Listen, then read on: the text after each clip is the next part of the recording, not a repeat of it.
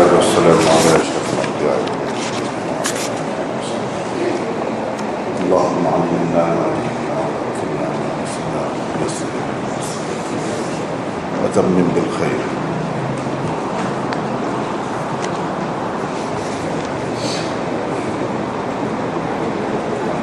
Perbincangan kita yang lepas terhenti pada muka surat 137. Saya rasa di situ. Betul kan? 137.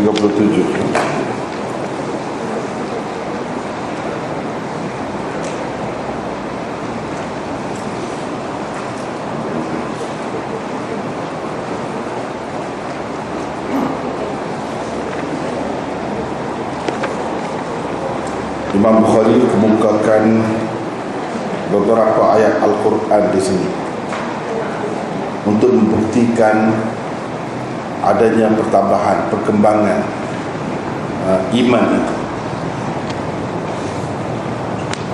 Kita sekarang ni muka surat 137.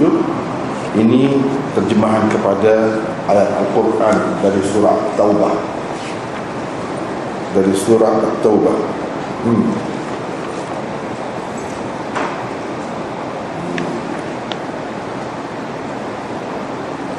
Iaitu kalau ayatnya teks asalnya terletak pada muka surat 134 itu, wa qawluhu ayyukum zadathu hadhihi imana fa amma alladhina amanu fazadathum imana.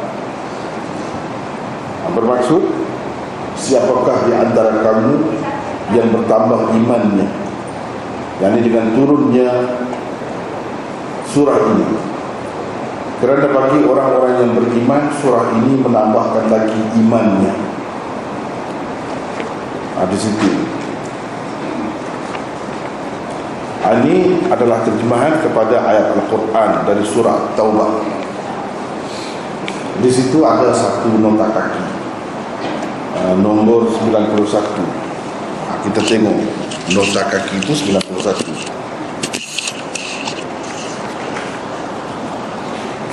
Muka surat 137 ya.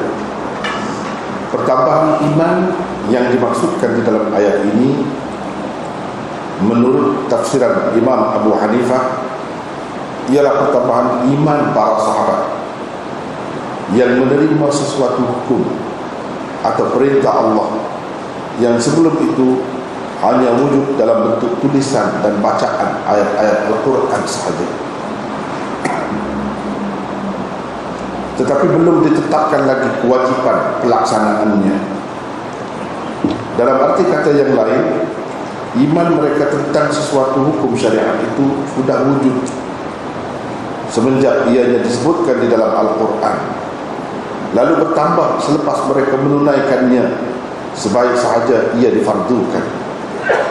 Contohnya, ayat-ayat tentang pelaksanaan ibadah haji, kerana kewajipan menunaikannya hanya diwartakan di penghujung hayat baginda. Pertambahan dan kekurangan yang sama juga berlaku kepada kekufuran orang-orang kafir, kerana kekufuran mereka juga semakin bertambah setelah turunnya surah yang dimaksudkan. Dalam menjelaskannya, Allah Subhanahu wa taala berfirman di dalam surah yang sama, di dalam ayat selepasnya, yaitu wa ammal ladzina fi qulubihim maradun fazadathum rijsan ila rijsihim wa matu wa hum kafirun. Bermaksud adapun orang-orang yang ada penyakit kufur di dalam hati mereka, maka surah Al-Quran itu menambahkan kekotoran, yakni kufur kepada kekotoran, yakni kufur yang telah sedia ada pada mereka, dan mereka mati dalam keadaan kafir.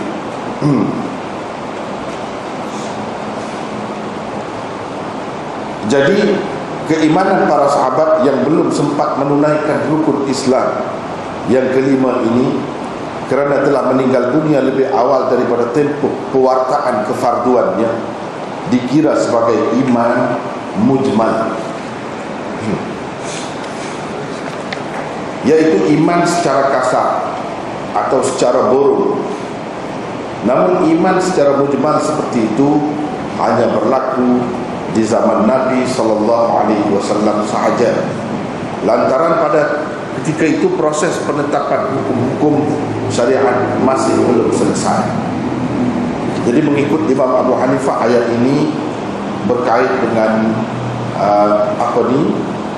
golongan sahabat, di mana banyak daripada hukum-hukum mereka terima secara umum sahaja, percaya kepada apa yang dibawakan oleh Rasulullah SAW, berupa ayat-ayat Al-Quran atau hadis-hadis yang berkait dengan amalan,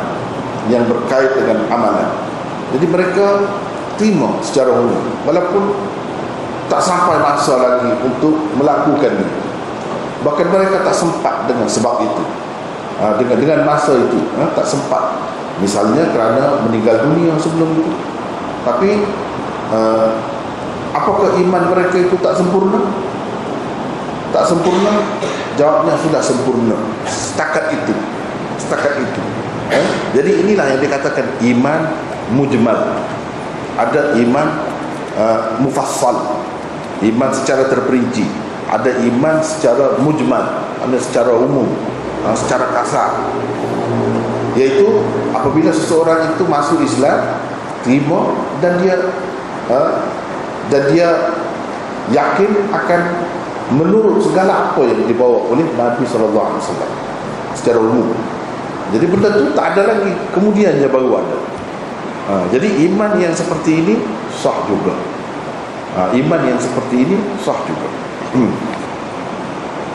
Bagi dia ini berkait dengan para sahabat. Jadi di situ disebutkan ada pertambahan iman. Karena iman itu boleh bertambah. Tidak kata iman itu tetap tidak bertambah.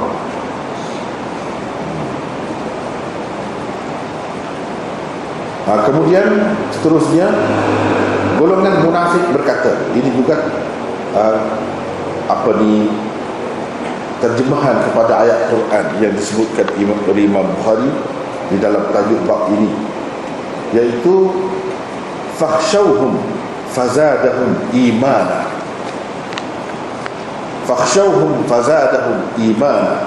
Golongan munafik berkata, takutlah kamu kepada pasukan tentera kufar Quraisy. Sesungguhnya kata-kata itu semakin menambahkan lagi iman mereka. Fazadathum imana, semakin bertambah lagi iman mereka. Ini semua menunjukkan iman itu boleh bertambah. Sesuatu yang boleh bertambah dikatakan sesuatu yang murakkab. Sebab itu mengikut Imam Bukhari dan jumhur ulama ahli sunnah, iman itu murakkab, bukan basit, bukan satu saja. Tidak boleh bertambah, tidak boleh berkurang, bukan begitu, tapi boleh bertambah dan berkurang. Itu mengikut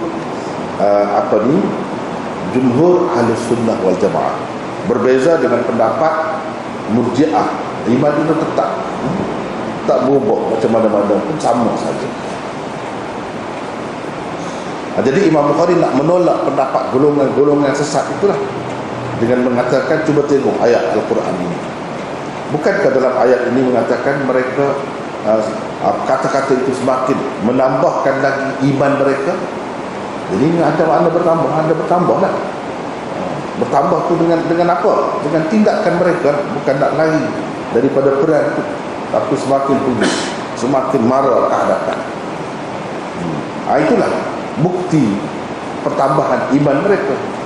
Bukti pertambahan iman mereka itu dapat dilihat pada amalan dan perbuatan mereka.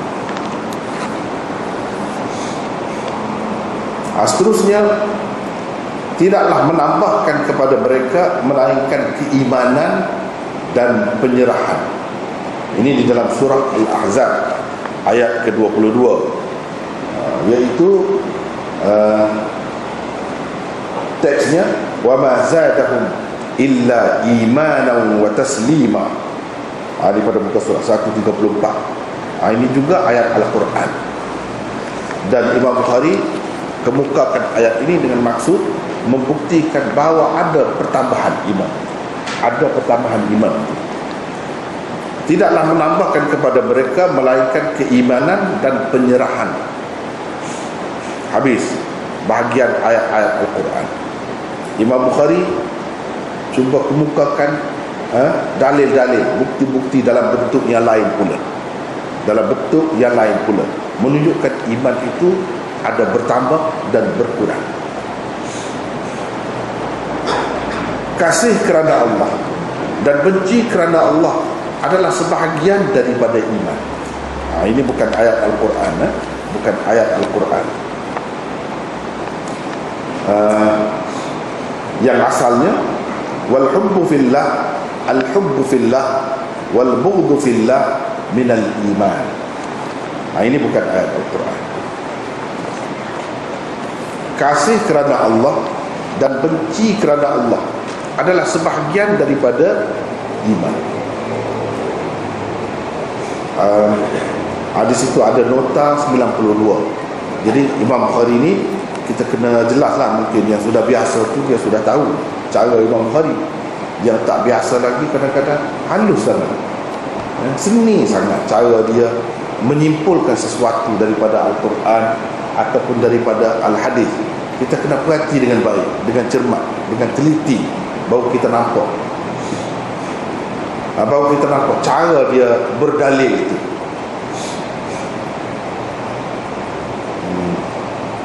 Nota 92.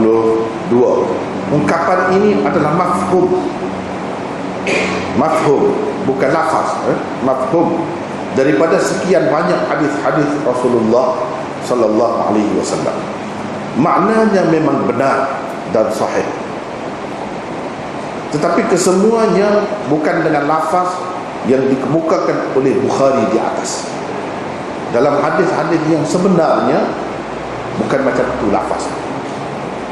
Ini adalah mafhum hadis. Maknanya di sini Imam Bukhari meriwayatkan bil makna, kemukakan hadis berdasarkan maknanya, mafhumnya, bukan berdasarkan lafaznya. Tetapi mafhum ini benar, betul. Betul. Tidak bercanggah dengan yang sebenarnya. Kata Hafiz Ibn Hajar, ia adalah lafaz hadis yang dikemukakan oleh Abu Dawud daripada hadis Abi Umamah dan hadis Abi Dzar. Lafaz hadis Abi Dzar ialah afdalul a'mal al-hubbu fillah wal bughdu fillah. Begitu. Bukan al-hubbu fillah wal bughdu fillah minal iman, bukan begitu. Ini lafaz dia. Yang kalau kita nak kata di mana punca yang Imam Bukhari sebut, kalau cari dengan lafaz itu betul-betul macam itu, tak ada. Atau tidak sahih, tetapi mafhum dia sahih. Ini ada dalam Abu Dawud, afdalul a'mal al-hubbu fillah wal bughdu fillah. Bermaksud amalan yang paling baik ialah kasih kerana Allah dan benci kerana Allah.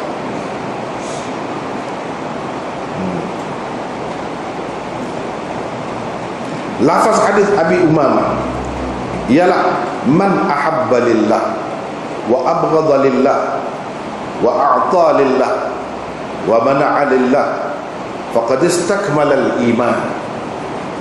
Bermaksud sesiapa kasih kerana Allah, benci kerana Allah, memberi kerana Allah, dan tidak memberi juga kerana Allah, berarti dia telah menyempurnakan imannya.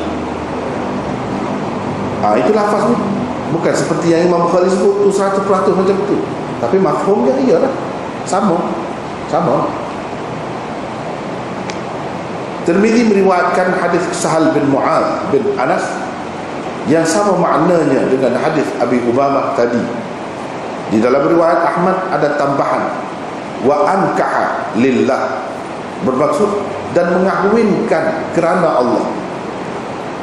Di dalam riwayatnya yang lain ada tambahan wa yu'milu lisanahu fi dzikrillah, bermaksud dan menggunakan lidahnya dalam mengingati Allah.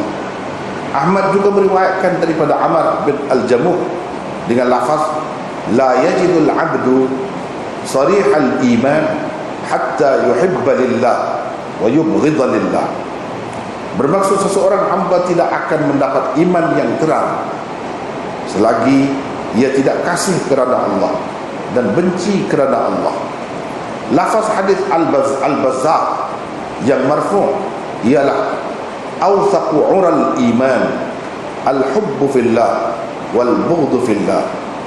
Bermaksud tali iman yang paling kukuh ialah kasih kerana Allah dan benci kerana Allah.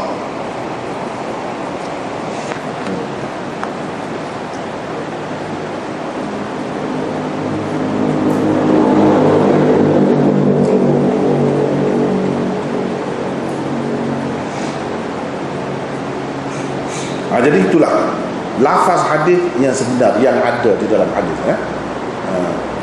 kepada orang umum ni, dia tidak faham ni apa maksudnya lafaz hadis, nak jaga lafaz hadis dan apa yang Imam Bukhari sebut itu, kenapa dia tak masuk dalam ini satu pun.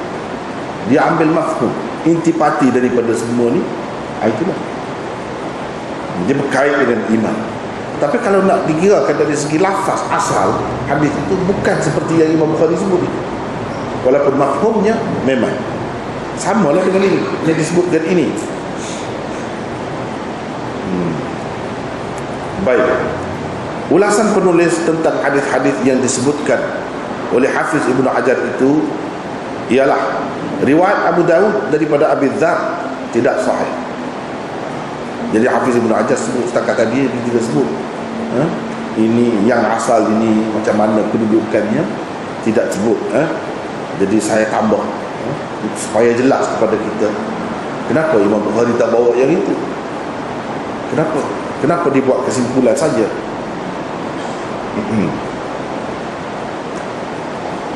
Kerana di dalam isnadnya terdapat seorang perawi majhul dan Yazid bin Abi Ziyad seorang perawi dhaif. Itu satu. Kalau hadis daripada Abi Dzar, dia ada di dalam sanadnya seorang perawi majhul. Perawi majhul maknanya seorang perawi yang tidak diketahui latar belakang, bagaimana kedudukannya, adakah dia tu seorang yang thiqah, boleh dipercayai, atau bagaimana, tak jelas, tak diketahui. Kemudian seorang lagi Yazid bin Abi Ziyad, ini seorang perawi dhaif,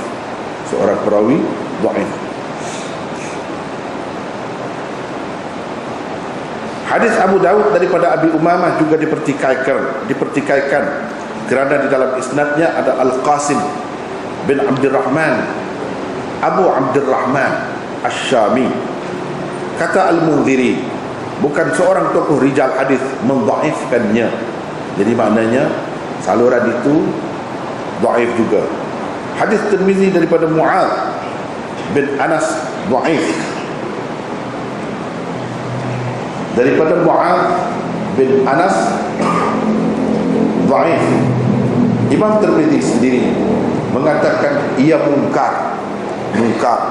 Maksud mungkar ialah hadis dhaif, hadis yang diriwayatkan oleh seorang perawi dhaif yang bercanggah dengan perawi yang sahih.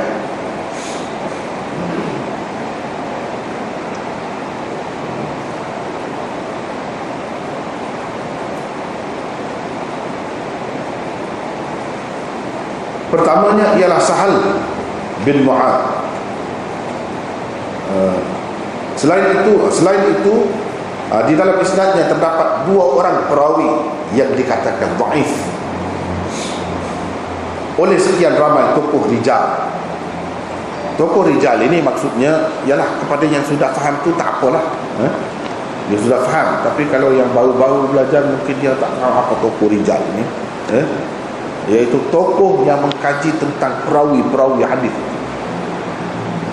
Ada ramai tokoh-tokoh itu, termasuklah Imam Ahmad, Yahya bin Sa'id Al-Qattan, Ibnu Ma'in dan lain-lain. Itu dikatakan termasuk Imam Bukhari, itu tokoh rijal. Mereka cukup kenal tentang perawi-perawi hadis itu. Lalu mereka dapat memutuskan, mengatakan hadis riwayat mereka ini dhaif ke atau macam mana, mereka dapat tentukan Itu tokoh-tokoh rijal. Jadi nak jadi tokoh rijal ini, kalau kita sekarang ni kena baca banyak sangat lah. Bukunya berpuluh-puluh jilid, ratus jilid, dengan macam-macam nama tu, macam-macam bahagiannya. Kita kena baca, kena tahu, baru jadi tokoh rijal. Kalau tidak, kita tak kenal pun nama, tak tahu pun nama.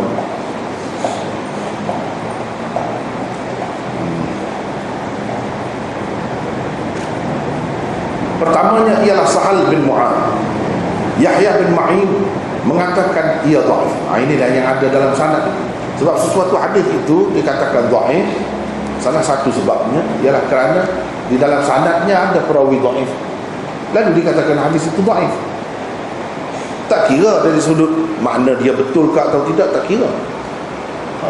Walau betul sekalipun, makna dia tu sahih, sesuai, bertepatan dengan Al-Quran sekalipun, akan dikatakan dhaif juga oleh ulama hadis sekiranya dalam sanad dia tu ada rawi dhaif. Seorang pun, yang lain-lain semua elok, semua boleh diterima, seorang saja ada yang dhaif, akan dihukum dhaif terus. Apalagi kalau ada ramai, dan dia ada istilah-istilahnya yang tersendiri. Itu perlu dipelajari dalam ilmu mustalah hadis, ulumul hadis. Kita akan dapat tahu kalau ada dua orang perawi dhaif, apa namanya. Kalau putus, apa namanya. Kalau ada tiga orang, apa namanya. Dia berbeza-beza pula. Kalau putus tidak tersebut di sini peringkat ini, dipanggil apa nama hadis itu. Kalau di peringkat bawah ini, dipanggil apa hadis itu. Itu nama-nama tu kita kena belajar secara berasingan pula dalam kitab yang lain.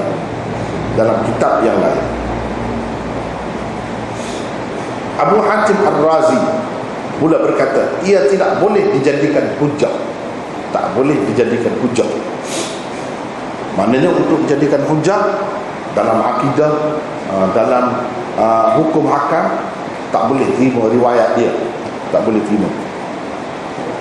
Keduanya ialah Abu Marhum Abdul Rahim bin Maimun. Yahya bin Ma'in mengatakan ia juga dhaif. Hadis Ahmad daripada Sahal bin Mu'ad bin Anas juga dhaif. Sanadnya lebih kurang sama dengan berulang dua kali sama dengan sanad Tirmizi. Di dalamnya juga ada Abu Marhum Abdul Rahim bin Maimun. Di dalam isnad Ahmad yang satu lagi ada Ibnu Lahiyah dan Zabban. Kedua-duanya adalah perawi dhaif. Riwayat Ahmad daripada Amr bin Al-Jamuh juga dhaif, kerana di dalam isnadnya terdapat Rishdin bin Sa'ad dan Abdullah bin Al-Walid. Kedua-duanya adalah perawi dhaif. Hadis Al-Bazzar daripada Al-Bara bin Azib diriwayatkan juga oleh Ahmad, At-Tabarani, Baihaqi dan lain-lain. Di dalam isnad semua mereka adalah Laits bin Abi Sulaim, seorang perawi dhaif. Jadi secara keseluruhannya dhaif.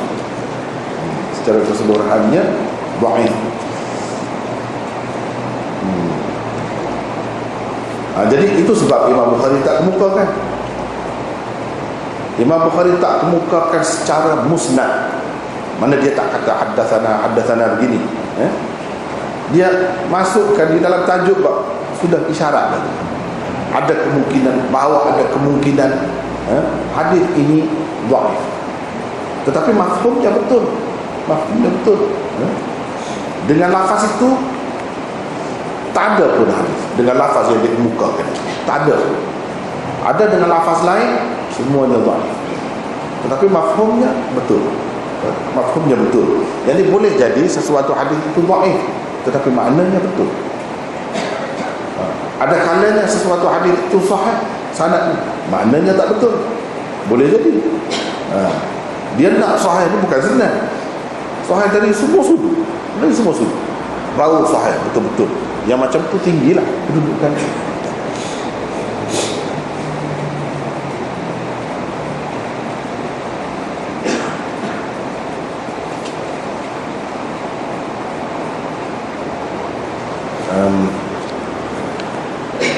Kasih kerana Allah dan benci kerana Allah saya tidak nak bincangkan apa maksud kasih kerana Allah, benci kerana Allah di sini. Sebab kita lebih nak pergi kepada maksud Imam Bukhari. Sebab kalau nak bincang panjang situ saja pun habis dah 1 jam 2 jam pun habis dari situ. Jadi kita nak apa maksud Imam Bukhari. Sebab kita belajar Bukhari. Kalau kita belajar hadis saja kita boleh bincang hadis. Jadi saya tidak nak tumpu ke situ, tapi nak tumpu bagaimana cara Imam Bukhari itu faham hadis. Terjemahan yang diberikan di atas, iaitu sebahagian daripada iman, adalah mengikut cita rasa dan kefahaman Imam Bukhari. Itu yang nak. Jadi dia kata kasih kerana Allah dan benci kerana Allah adalah sebahagian daripada iman. Perkataan asal dalam bahasa Arabnya minal iman. Kita terjemah minal iman, itulah sebahagian daripada iman. Apa maksud Imam Bukhari ini? Sebab Imam Bukhari ini termasuk antara golongan ulama yang mengatakan iman itu murakkab. Situ dia nak pergi situ. Jadi kalau sebahagian daripada iman, mesti adalah iman itu ada keseluruhannya, ada yang lengkapnya. Ini sebahagian saja. Ini sebahagian saja. Mana ada yang lengkap. Ini tidak lengkap lagi, sebahagian saja. Bukan segala-galanya iman itu terletak pada cinta kerana Allah, benci kerana Allah. Bukan itu. Ini salah satu. Bila kata salah satu, iman itu ada keseluruhannya. Disitulah dia buktikan bahawa iman itu murakkab. Itu maksud dia. Jadi dia nak menolak golongan yang mengatakan iman itu basil. Sebab dia lebih berhadapan dengan golongan Murji'ah yang mengatakan iman itu satu saja ada, sudah cukup, tak perlu yang lain-lain. Iaitu ada percaya dalam hati, sudah cukup. Percaya dalam hati membenarkan Allah sebagai Tuhan dan Rasulullah sebagai Rasul, sudah. Lepas tu buat apa pun tak akan menjejaskan iman. Kalau perkara maksiat, dia tidak ada berkembang, tidak bertambah. Imam Bukhari nak tolak pendapat mereka itu. Jadi dia guna macam-macam cara. Itu sebenarnya maksud dia. Kerana min sebahagian daripada di dalam ungkapan itu dipakai oleh Imam Bukhari sebagai min litab'id atau tab'idiyah, yang bermaksud sebahagian daripada. Itu min tab'idiyah atau min litab'id. Imam Bukhari pakai gitulah, minal iman.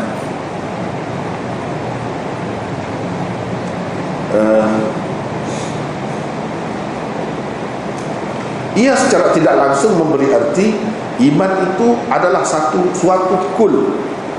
Dalam istilahnya kul, yakni keseluruhan. Suatu kul yang terbentuk daripada gabungan juzuk-juzuk atau komponen-komponen yang berlainan. Antara juzuk-juzuknya ialah cinta kerana Allah dan benci kerana Allah. Imam Bukhari nak buktikan iman itu suatu kul, macam kita kata satu bangunan. Bangunan itu kul, dipanggil keseluruhan. Juzuk-juzuk yang membentuk bangunan itu macam tiang, kita kata bumbung, dindingnya, lantainya. Itu setiap satu itu adalah juzuk, komponen yang membentuk satu bangunan. Jadi bila dia kata kasih kerana Allah, benci kerana Allah, sebahagian daripada iman, bermakna sifat tadi satu juzuk daripada iman. Iman itu lebih besar lagi. Bukan itu segala-galanya iman, tidak. Itu salah satu. Macam kita kata ini tiang ini sebahagian daripada bangunan. Lantai ini lantai bangunan itu. Bangunan itu bukan lantai saja, tetapi ia membentuk keseluruhan. Bermakna itu kan ada banyak bahagian-bahagiannya. Sesuatu yang ada banyak bahagiannya dipanggil murakkab. Dipanggil murakkab. Imam Bukhari nak sabitkan itulah.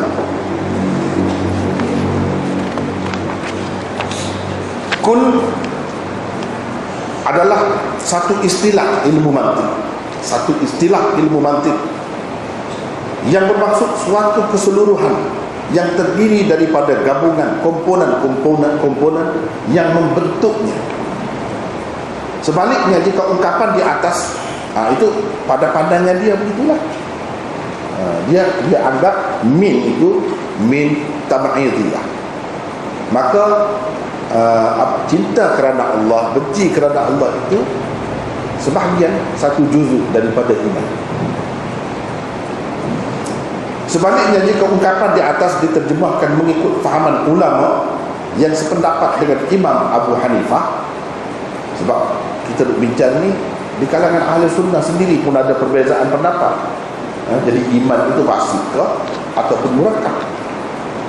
Soal murji'ah itu satu perkara yang di kalangan ahli sunnah ni pun ada khilaf juga. Imam Abu Hanifah pula macam mana dia kata min itu dia nak pakai min dengan makna apa pula? Dia pakai dengan makna lain. Min yang akan digunakan bukanlah min tab'idiyah, tetapi min ibtidaiyah atau ittisaliyah, yang memberi arti permulaan atau perhubungan. Itu arti min ibtidaiyah ataupun ittisaliyah. Maka terjemahannya akan jadi begini, kalau mengikut pendapat mereka. Cinta kerana Allah dan benci kerana Allah adalah berpunca daripada iman, berpunca daripada iman, atau berkait, berhubung kait dengan iman. Itu kalau kita pakai mengikut cara yang diterima oleh Imam Abu Hanifah. Dia ada kaitan dengan iman atau berpunca daripada iman. Dia itu penyelesaiannya. Dia tidak kata iman itu ada murakkab, terdiri daripada banyak bahagian. Tidak. Jadi perlu jelas bahagian itu apa, bahagian iman itu. Mengikut jumhur ulama ahli sunnah, iman itu dia kena ada 3 perkara. Satu, at-tasdiq bil qalb, membenarkan dengan hati bahawa Allah itu Tuhan yang menjadikan langit dan bumi dan sebagainya. Rasulullah itu adalah pesuruh Tuhan dan sebagainya. Banyak lagi yang termasuk dalam perkara iman itu. Percaya di dalam hati, percaya kepada dosa, pahala, syurga, neraka dan sebagainya. Itu percaya, benar ada. Itu percaya dalam hati. Satu. Yang kedua, ucapkan dengan lidah. Apa yang kita percaya tu kita kata, saya terima, memang betul. Kata macam tu. Atau kita kata saya Islam. Bila kata Islam tu artinya kita sudah terima semua kepercayaan itu, akidah, dalam akidah, perkara-perkara yang perlu diimani. Bila kita kata kita Islam, kita terima tu. Itu dalam bentuk ucapan. Yang ketiga dalam bentuk amalan, perbuatan, iaitu amal bil arkan, amal bil arkan atau bil jawarih. Yang ni kita buat. Kita kata percaya bahawa sembahyang itu diperintahkan oleh Allah. Sembahyang itu wajib, kita percaya. Kita beriman, percaya. Kita pun kata begitu. Lepas tu kita buat. Kita buat. Ini 3 komponen iman yang membentuk iman. Bagi Imam Bukhari dan jumhur ulama ahli sunnah, tak ada 3 ni tidak beriman. Dia tak boleh dipisahkan 3. 3 ni mesti buat. Jadi berbezalah dengan pendapat golongan sesat yang mengatakan tak ada amalan, tak ada perbuatan pun tak apa. Ada membenarkan saja dalam hati, lepas tu tak buat apa, tak kata apa. Dari segi zahirnya macam orang bukan Islam juga lah. Dari segi perbuatannya, kata-kata, ada golongan yang mendakwa itu pun Islam juga, betul juga. Golongan ini dipanggil murji'ah. Itulah yang dihadapi oleh umat Islam di zaman Imam Bukhari. Imam Bukhari nak tolak pendapat itulah. Islam ni kalau kita tengok Rasulullah saja dengan sahabat-sahabatnya, macam mana? Adakah dia duduk hidup dia tu percaya saja dalam hati, tak buat apa, tak kata apa? Tentu sekali kan banyak kan yang dia ucapkan itu berupa zikirnya, berupa tasbihnya, berupa doanya, macam-macam yang diucapkan menampakkan apa yang dia percaya, apa yang dia percaya. Kemudian dia buat pula, berperanglah, dia memerintahlah, dia menjalankan hukum hakam yang Allah turunkan. Itu semua ada dibuat oleh Rasulullah SAW. Dia tidak percaya begitu saja. Sebenarnya dia nak tolak golongan itu. Jadi itulah yang dikatakan dia pakai min tabaidiyah. Ada 3 bahagian itu. Sebab kalau ada satu saja tidak ada makna, bahkan boleh rosak seseorang itu. Jadi tak ada beza Islam ni dengan yang bukan Islam kalau macam itu. Itu mengikut Imam Bukhari dan jumhur ulama lah. Tapi kalau mengikut Imam Abu Hanifah, dia kata iman ini basit, tidak murakkab, tidak tergabung daripada 3 perkara. Satu, hakikat iman, iaitu percaya dalam hati. Itu hakikat iman. Kalau katakanlah seseorang tu duduk di kalangan orang bukan Islam, orang kafir, dia percaya dalam hati.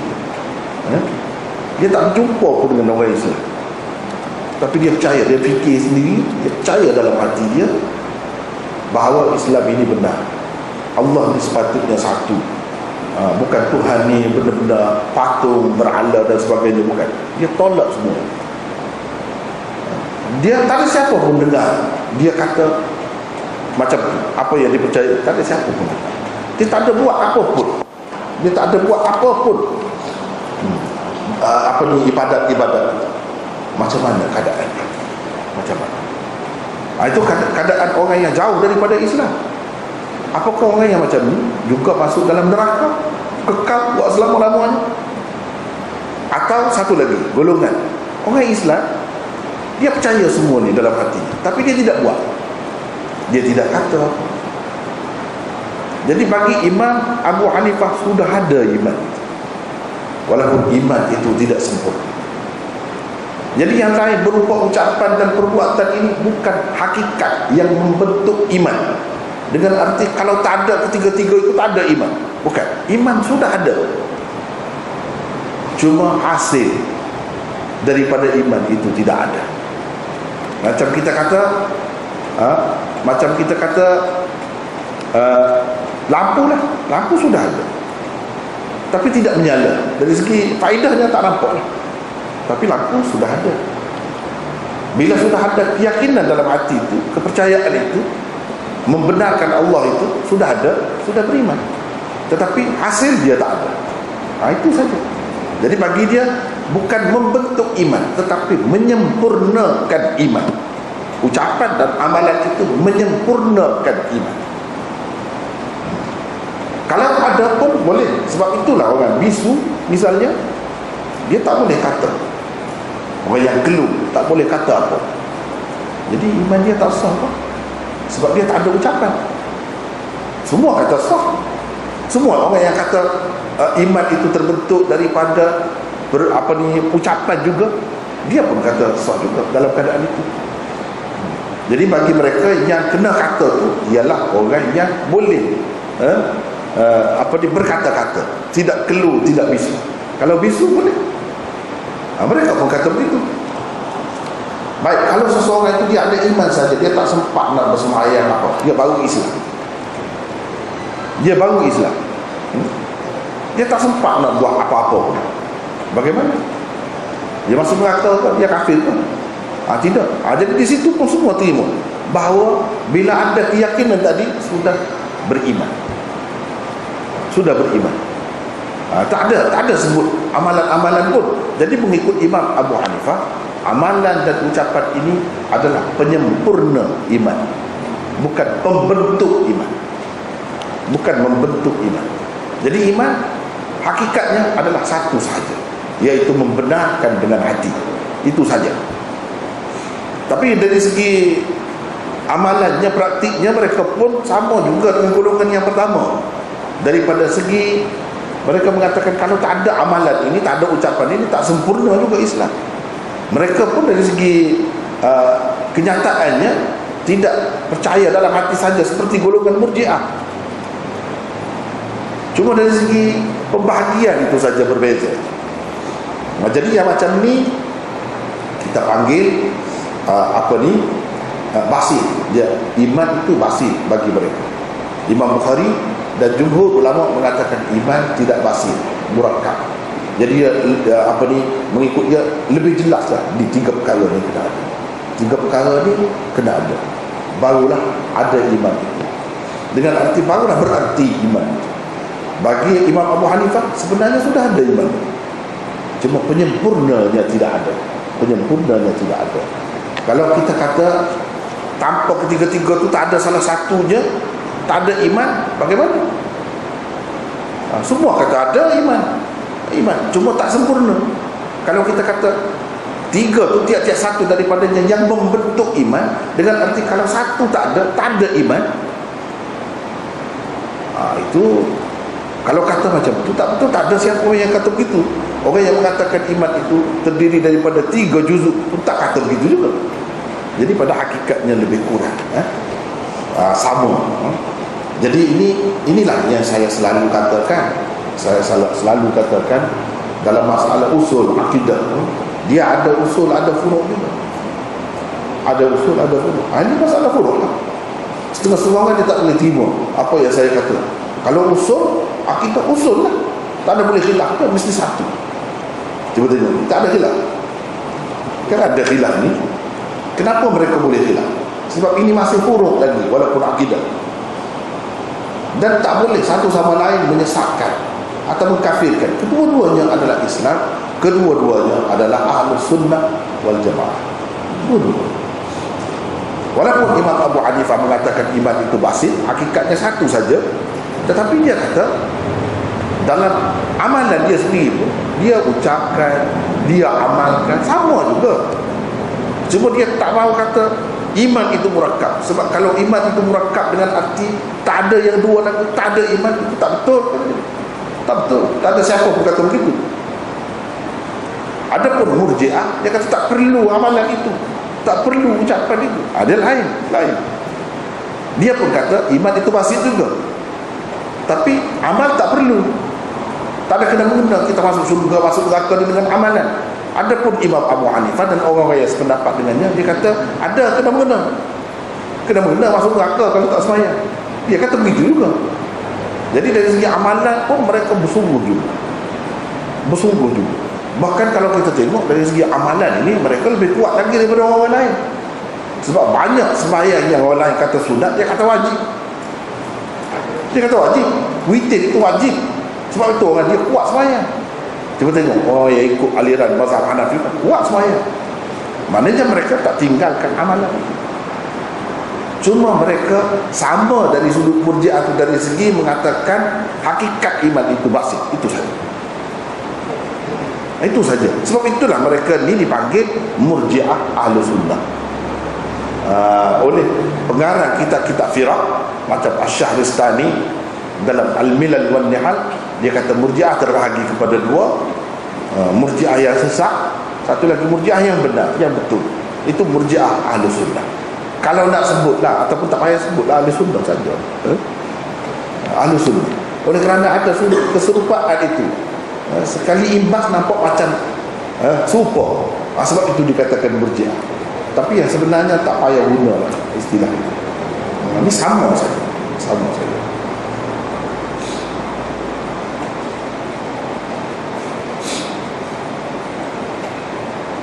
Dalam arti kata yang lain, kesemua komponen yang membentuk iman, termasuklah sifat cinta kerana Allah dan benci kerananya, sudah pun sedia ada di dalam iman seseorang. Hakikat ini dijelaskan lagi oleh kenyataan Nabi SAW di dalam hadis berikut, "Ma min 'abdin qala la ilaha illallah thumma mata 'ala dhalik illa dakhala al-jannah."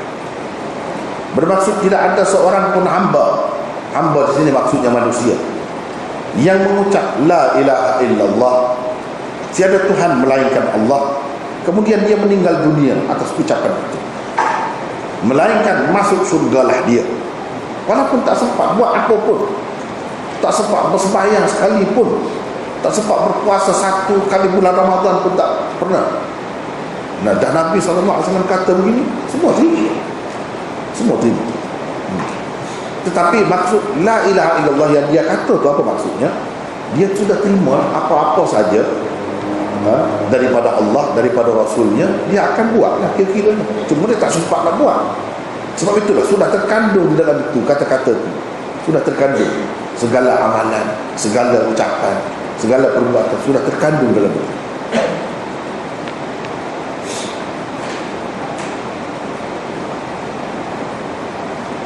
Justru di dalam iman itu sendiri sudah terkandung segala tuntutannya, segala komponen yang membentuk iman bil quwwah sudah berada di dalam iman.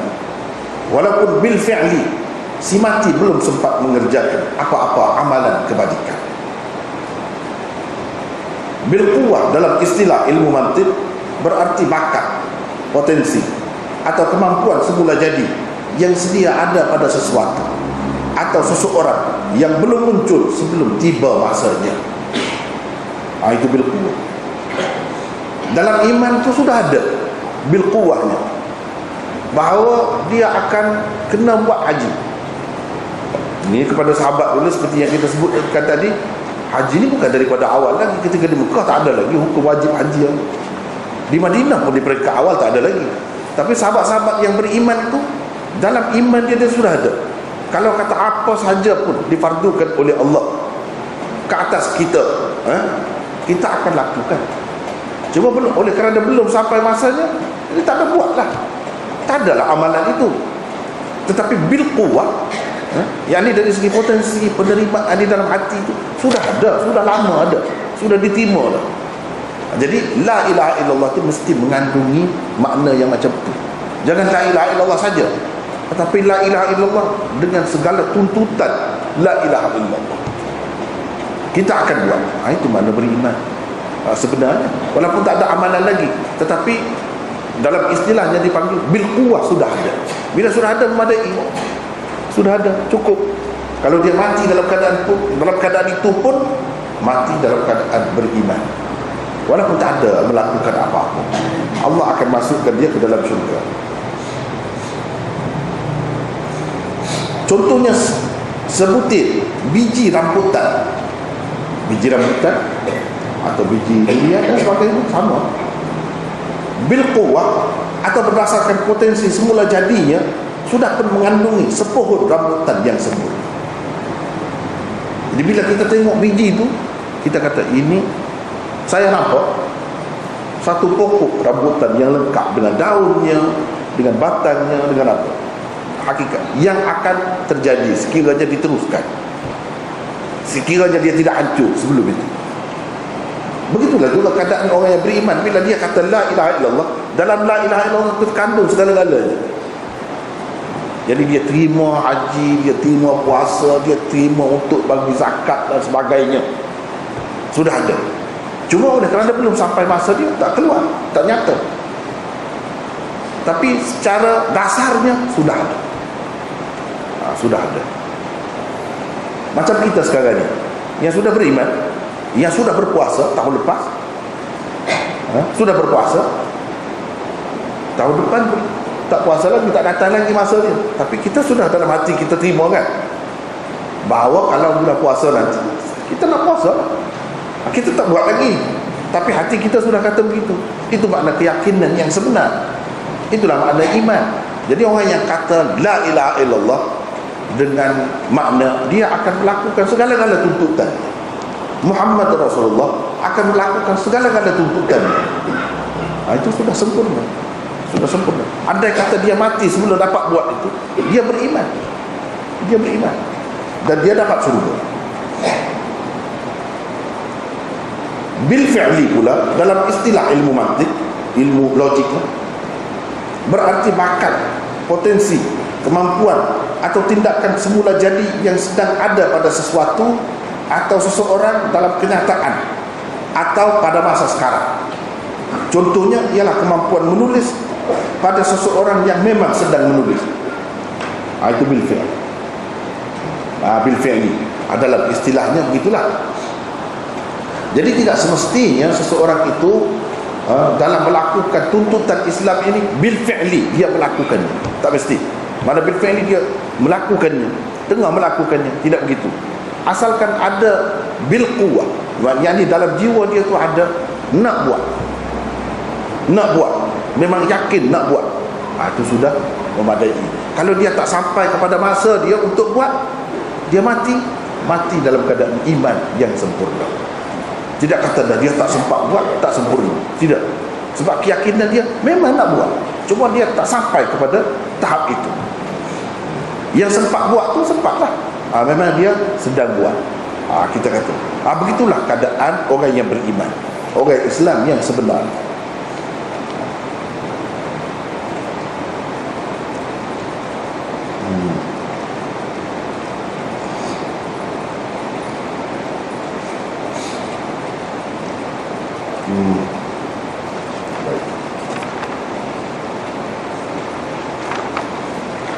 Umar bin Abdul Aziz pernah menulis surat kepada Adi bin Adi, di mana beliau telah menyatakan bahawa di dalam iman terkandung banyak kewajipan, peraturan, ketetapan dan perkara-perkara sunat. Sesiapa yang menyempurnakannya berarti dia telah menyempurnakan iman, dan sesiapa yang tidak menyempurnakannya berarti dia mengurangi iman itu. Jika saya masih hidup, saya akan terangkan kepadamu tentang perkara-perkara tersebut supaya kamu dapat beramal dengannya. Tetapi jika saya mati, tidaklah ingin sangat saya bersamamu, yakni di dunia ini. Itu kata Umar bin Abdul Aziz. Sekarang ini Imam Bukhari berdalil dengan seorang tokoh besar yang bukan Rasulullah SAW, bukan sahabat, tetapi dari kalangan tabi'in. Dia berdalil dengan sebab masyhur Umar bin Abdul Aziz ni masyhur, dia akui sebagai seorang yang memang istimewa. Jadi apa dia kata? Daripada kata-kata dia ni kita tengok Imam Bukhari nak sebutnya, tujuan dia sebut ni, iaitu iman ni bukan percaya dalam hati saja. Ada berapa banyak kewajipan, peraturan, ketetapan dan perkara-perkara sunat, itu termasuk dalam iman. Itu kata Umar bin Abdul Aziz. Bermakna iman itu sesuatu yang murakkab lah, ada banyak bahagian, banyak komponen, murakkab lah. Kalau tidak dipanggil murakkab. Macam satu bangunan ini murakkab, sebab ia terbentuk daripada beberapa bahagian. Itu dipanggil murakkab lah. Jadi di sini pun tujuan dia bawakan kata-kata Umar bin Abdul Aziz ni nak membuktikan bahawa iman itu murakkab. Sesiapa yang menyempurnakannya berarti dia telah menyempurnakan iman. Yang ini boleh disempurnakan, boleh juga tidak sempurna. Kalau buat semua tu jadi sempurnalah iman. Kerana iman itu berkait rapat dengan amalan.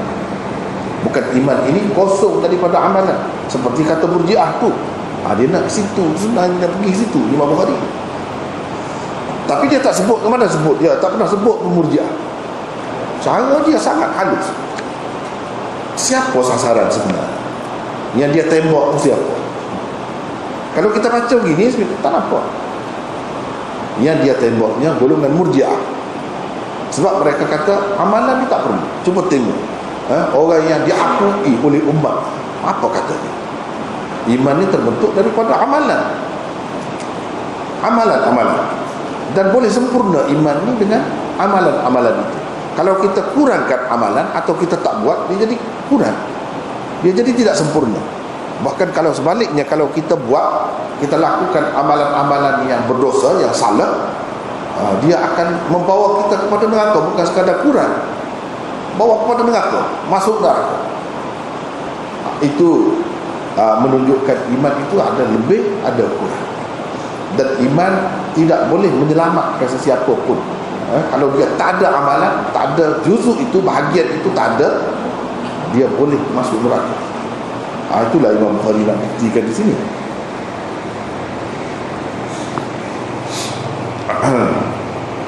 Cuba tengok nota 93. Daripada petikan asar di atas dipanggil asar. Kalau kata-kata itu kata-kata tabi'in atau sahabat dipanggil asar, bukan hadis. Hadis itu daripada Rasulullah sallallahu alaihi wasallam. Daripada petikan asar di atas, Imam Bukhari hendak membuktikan bahawa perkara-perkara yang disebut oleh Umar bin Abdul Aziz itu menunjukkan iman mengandungi juzuk-juzuk yang tidak boleh dipisah-pisahkan di antara satu dari yang lain. Tetapi bagi Imam Abu Hanifah, perkara-perkara tersebut adalah perkara-perkara yang berkaitan dengan iman, atau berpunca daripada iman, atau hasil daripada iman. Dia pergi situ. Itu saja bezanya. Bukan tak penting, penting semua tu. tapi bukan hakikat iman. Ia adalah berpunca daripada iman yang sempurna. Bila iman itu sempurna, maka adalah amalan-amalan. Kalau iman itu tidak sempurna, dia tidak akan ada amalan-amalan.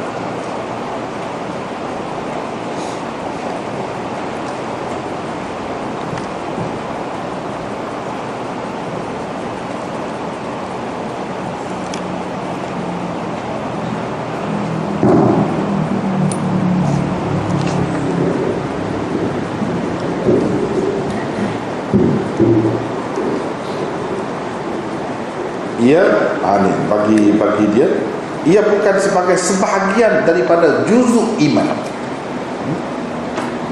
Jadi juzuk itu ada juzuk mukawwin, ada juzuk muqawwim, dan ada juzuk mukammil. Ini nak jelas lagi dalam nota Mishkat saya sudah tulis dengan jelas di sini. Yang tidak dipercayai oleh Imam Abu Hanifah sebagai juzuk iman ialah juzuk mukawwin, juzuk yang membentuk hakikatnya, bukan juzuk mukammil. Juzuk mukammil dia terima, itu juzuk yang menyempurnakan iman, betul. Juzuk yang membentuk hakikat iman, tidak, dia tak mau terima itu.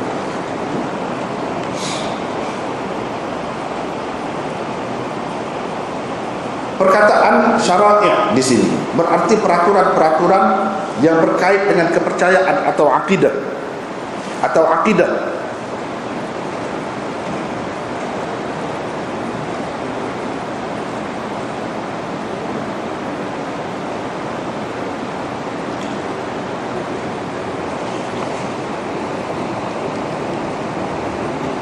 Mungkin juga ia berarti syariat-syariat yang zahir secara umum, syara'i'. Dia kata, Umar bin Abdul Aziz kata, di dalam iman terkandung banyak syara'i'. Dia sebut syara'i'. Saya terjemahkan kewajipan.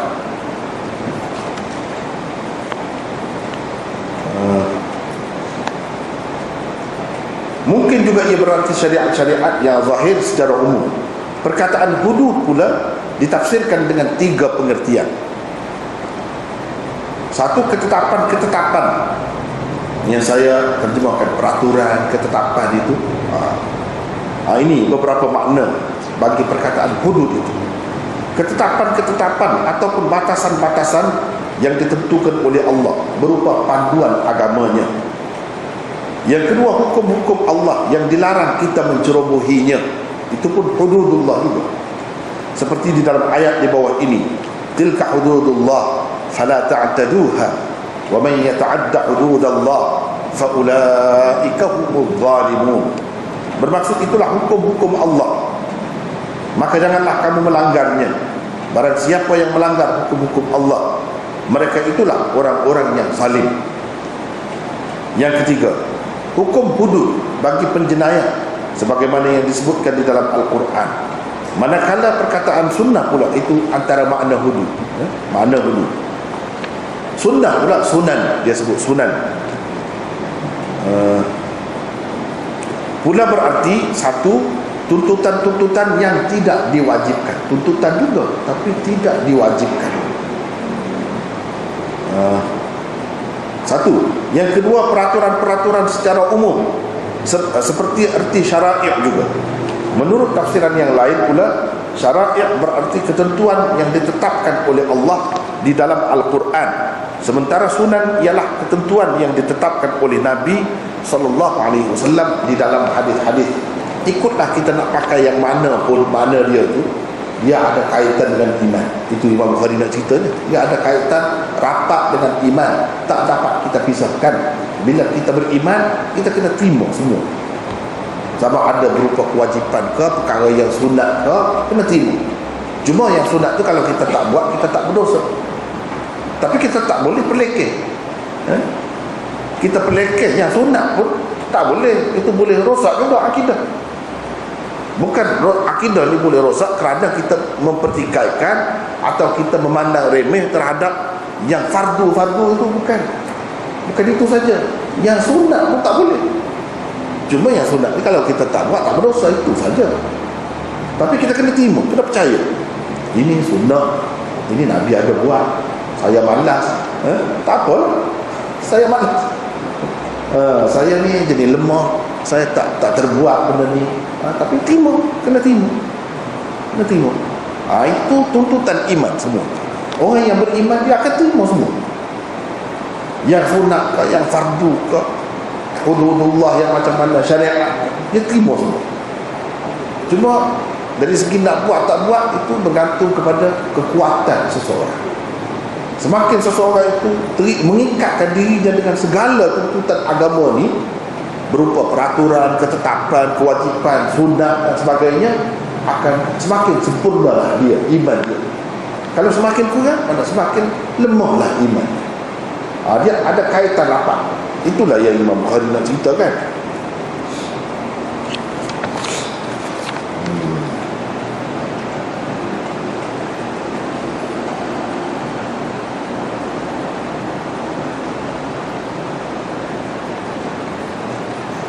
Jadi dia kata sempurna. Kalau tidak, dia tidak menyempurnakan iman dia, mengurangi iman dia.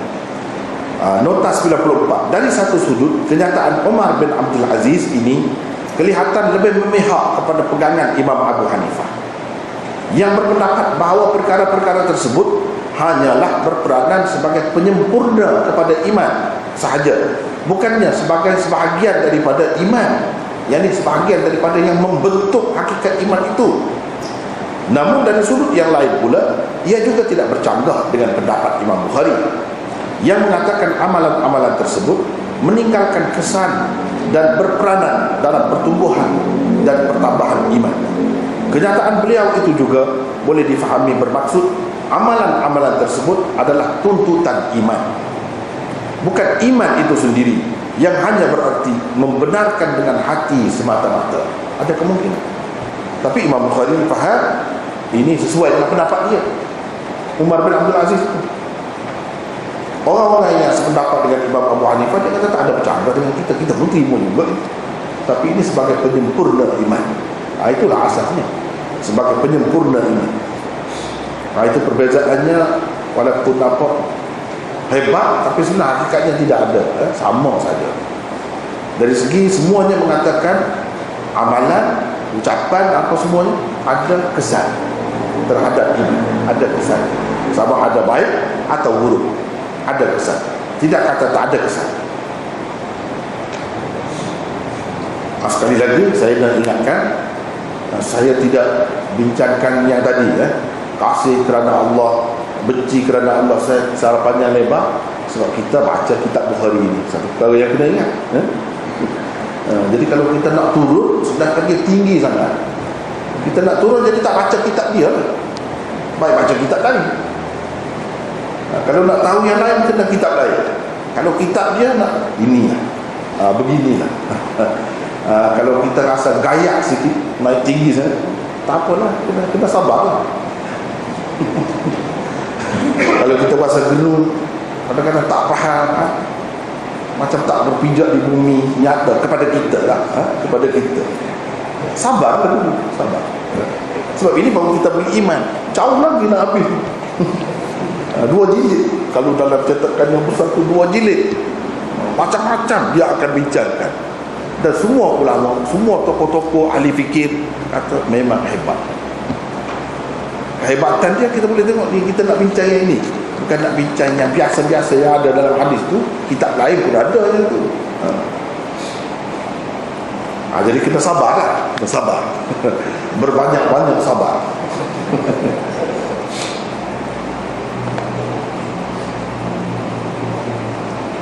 Dia kata, tetapi dia kata jika saya masih hidup, saya akan terangkan kepadamu tentang perkara-perkara tersebut supaya kamu dapat beramal dengannya. Tengok, beramal. Bagi seorang yang beriman, amal itu penting. Jadi dia nak sebut benda ni untuk beramal. Itulah Imam Bukhari naknya. Semua nak begitu. Imam Abu Hanifah pun nak begitu. Sama. Tetapi jika saya mati, tidaklah ingin sangat saya bersamamu. Maksudnya di dunia ini, sekali tengok macam kenapa dia tak sayang kepada sahabat dia. Dia kata, apa maksud dia? Inilah nak menyatakan orang yang hatinya tak terikat dengan dunia. Walaupun dia seorang khalifah, kalau dia nak mewah, macam mana mewah pun boleh, tapi nak ceritanya dia tak terikat sangat hati dia dengan dunia. Begitulah sepatutnya. Sebab tu dia jadi lebih daripada orang lain.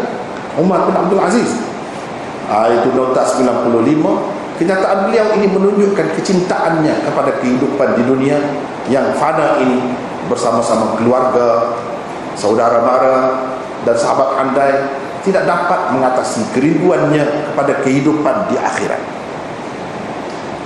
Itu. Jadi dia, daripada percakapan dia tu kita nampak memang hati dia tak terikat dengan dia. Tapi sementara hidup ada tu kena menjalankan tugas lah. Patut cerita kepada orang, cerita itulah yang dia kata, kalau saya panjang umur saya akan ceritakan lagi, saya akan huraikan apa maksud. Sesetengah ulama mentafsirkan kenyataan beliau ini sebagai isyarat yang membayangkan kepada orang-orang yang berada di sekelilingnya bahawa tempoh hayat yang akan dilaluinya sudah tidak berapa jauh lagi daripada penghujungnya.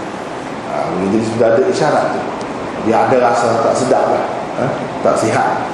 Dia ada, memang umur dia pun singkat sangat. Umar bin Abdul Aziz tu bukanlah orang tua, muda lagi, meninggal dunia tu tak sampai umur 40. Tak sampai umur 40 dia meninggal dunia. Jadi boleh jadi dia sudah rasa dia tak lama hidup. Jadi dia kata begitulah. Jadi dia pun tidaklah suka sangat, berasa terkilan kerana tak boleh hidup lama dengan masyarakat, dengan keluarga. Kalau Allah SWT sampai masa dia nak panggil dia, tak kisah. Begitulah maksud dia. Dia terima. Itu cara Umar bin Abdul Aziz. Kemudian Nabi Ibrahim AS berkata, dia nak buktikan lagi pendapat dia tu, pegangan dia tu, bahawa pegangan dia tu betul, bahawa iman ini boleh berkembang, bertambah, subur, semakin indah, dan boleh juga dia jadi buruk, bodoh, kurang, lemah, boleh. Macam lampu lah kita kata, setengah-setengah lampu tu kan kita boleh dikuatkan cahaya dia, kita boleh kurangkan, kita boleh malakkan, kita boleh cerahkan, boleh. Begitulah keadaannya, dia boleh ada pasang surut. Jadi bagaimana nak kita nak jaga iman kita tu supaya dia sentiasa berkembang, tidak surut, tidak malam, tidak jadi samar, kabut, tidak berdebu, tidak jadi berdebu cermin dia tu, tetapi berkilat. Macam mana cara? Iaitu dengan kita amalkan yang Islam ajar, berupa ucapan, berupa amalan. Itu kita kena buat. Bila kita buat itu, dia jadi berkilat, cerah, sentiasa cerah, bahkan semakin cerah. Begitulah cara. Ini dia bawa pula kata-kata Nabi Ibrahim. Maksudnya bukan orang biasa saja dia boleh meningkat kesempurnaan iman itu. Nabi-nabi pun sama. Nabi-nabi pun macam itu juga. Jadi semuanya nak ke arah yang lebih. Itulah kalau orang yang beriman yang sebenarnya, dia nak iman dia semakin tinggi, semakin kuat. Nabi Ibrahim AS berkata, akan tetapi supaya tenang hatiku. Ini di dalam surah Al-Baqarah ayat 290, walakin liyatma'inna qalbi. Itu disebutkan di dalam Al-Quran. Apa maksud? Imam Bukhari bawakan kata-kata Nabi Ibrahim, dan kata-kata Nabi Ibrahim itu disebutkan oleh Allah di dalam Al-Quran. Apa tujuan? Kata-kata Nabi Ibrahim di atas adalah sebagai menjawab pertanyaan daripada Allah, awalam tu'min,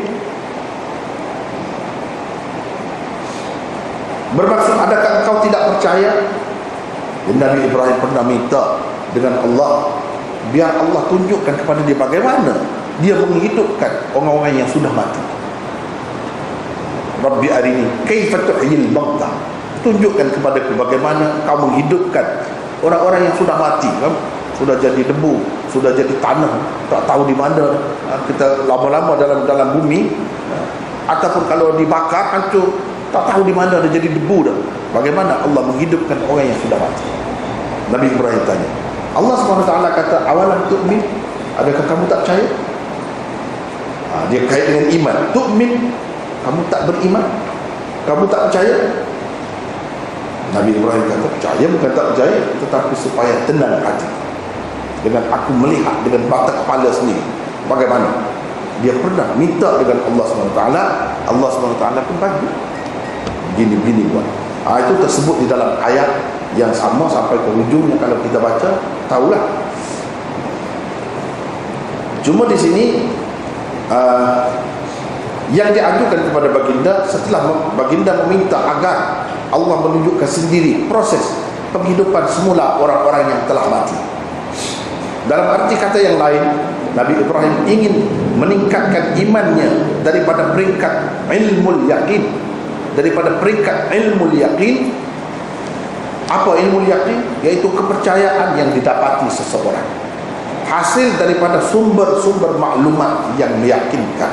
Itu ilmu yakin. Dia sudah yakin, dia sudah ada ilmu dah. Sebab itu dia percaya, dia beriman dah dengan ilmu yakin. Kepada ainul yakin, dia nak tingkatkan iman. Maknanya iman itu boleh berkembang, boleh meningkat. Sesuatu yang boleh meningkat itu sifat sesuatu yang murakkab. Situ dia nak pergi situ juga. Itulah yang dia nak buktikan, nak sabitkan yang itu. Apa ainul yakin? Kepercayaan yang didapati seseorang daripada penyaksian dengan mata kepala dia sendiri. Satu, kita dapat melalui pembacaan buku, misalnya kita kata dapat maklumat, kita percaya dah, percaya. Kita percaya dah bahawa kita kata apa, Amerika tu ada, Amerika ada, kita percaya dah, yakin. Bukan tak yakin, yakin. Selalu kita tengok dalam TV, kita dengar cerita orang yang pergi sana balik, tapi kita belum pergi lagi, belum tengok dengan mata kepala kita. Cuma tengok gambar saja, cerita, dengar cerita saja. Tapi kita sudah yakin memang benda tu ada pun. Dia peringkat yang kedua, ainul yakin. Dia nak tengok dengan mata kepala dia sendiri. Macam mana? Bagi golongan yang sependapat dengan Imam Bukhari, permintaan Nabi Ibrahim AS itu menunjukkan iman seseorang boleh bertambah dan berkembang. Sementara golongan yang sependapat dengan Imam Abu Hanifah pula mendakwa permintaan baginda itu hanyalah sebagai menyempurnakan iman yang sudah sedia ada, menyempurnakan, bukan membentuk. Di situ dah khilafnya antara dua itu saja. Kerana dengan mengatakan penyaksian proses penghidupan semula sebagai juzuk atau komponen yang membentuk iman, yakni juzuk mukawwin atau muqawwim, akan mengakibatkan iman Nabi Ibrahim alaihissalam sebelum itu dipercayai masih belum ada atau belum lengkap komponennya. Ya akan jadi gitu. Sebab itu mereka tak mahu. Iman itu sudah ada, iman itu satu saja. Yang ini semua ni nak menambah, ini menyempurnakan sahaja. Kalau kita tak kata begitu, bermakna sebelum itu iman Nabi Ibrahim ni tak lengkap lagi. Ada bahagiannya yang tak ada. Misalnya tiang kau, satu tiang tak ada, dinding kau tak ada, walaupun kata bangunan, tapi tak sempurna. Adakah kita nak kata begitu? Itu masalahnya. Sebab itu mereka tak mahu. Macam Imam Bukhari itu. Tapi Imam Bukhari ada cara dia sendiri, dan itulah yang diterima oleh jumhur ulama ahli sunnah.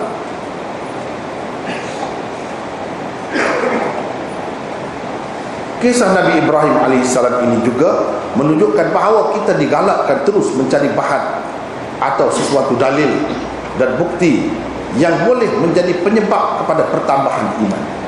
Kena ikhtiar, kena ada usaha. Sebab boleh, benda ni boleh dikembangkan. Boleh dikembangkan. Jangan kita tak tahu, jangan kita tak tahu. Nak buat tak buat itu soal lain. Biar kita tahu dulu. Biar kita tahu dulu. Misalnya kalau zaman sekarang ni, kalau orang zaman dahulu agak susah sikit dia nak fikir, nak bina badan ini, nak besarkan otot di sini, kena buat macam mana? Nak jadi slim, biar kempes perut ini, kalau yang wujud nak buat macam, boleh ikhtiar. Sekarang ni orang zaman dahulu dia tak ada ilmu, dia tak sampai ke situ. Tapi kalau sekarang ni boleh. Begitulah juga kita kena percaya iman ini boleh kita kembangkan. Boleh buat macam ni kita nak, boleh. Kita nak lebihkan di bahagian mana? Boleh buat. boleh buat. Kalau tak buat, itu sajalah. Kalau nak buat, nak bentuk macam mana, boleh buat. Nak kecilkan di bahagian paha bahagian ini, kena buat macam mana, makan macam mana, dia ada caranya. Ada caranya. Sama juga dengan yang ini.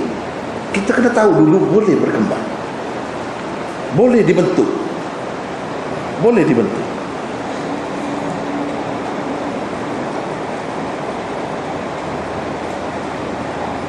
Dan bahan atau sumber yang terbaik untuk proses peningkatan iman adalah ilmu.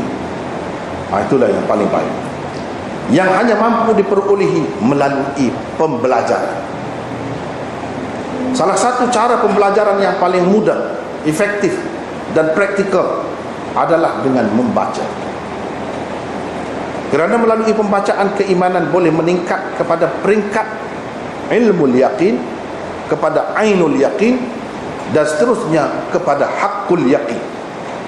Jadi kepercayaan yang didapati seseorang hasil pengalamannya sendiri. Memang dia rasa sampai peringkat rasa begitu.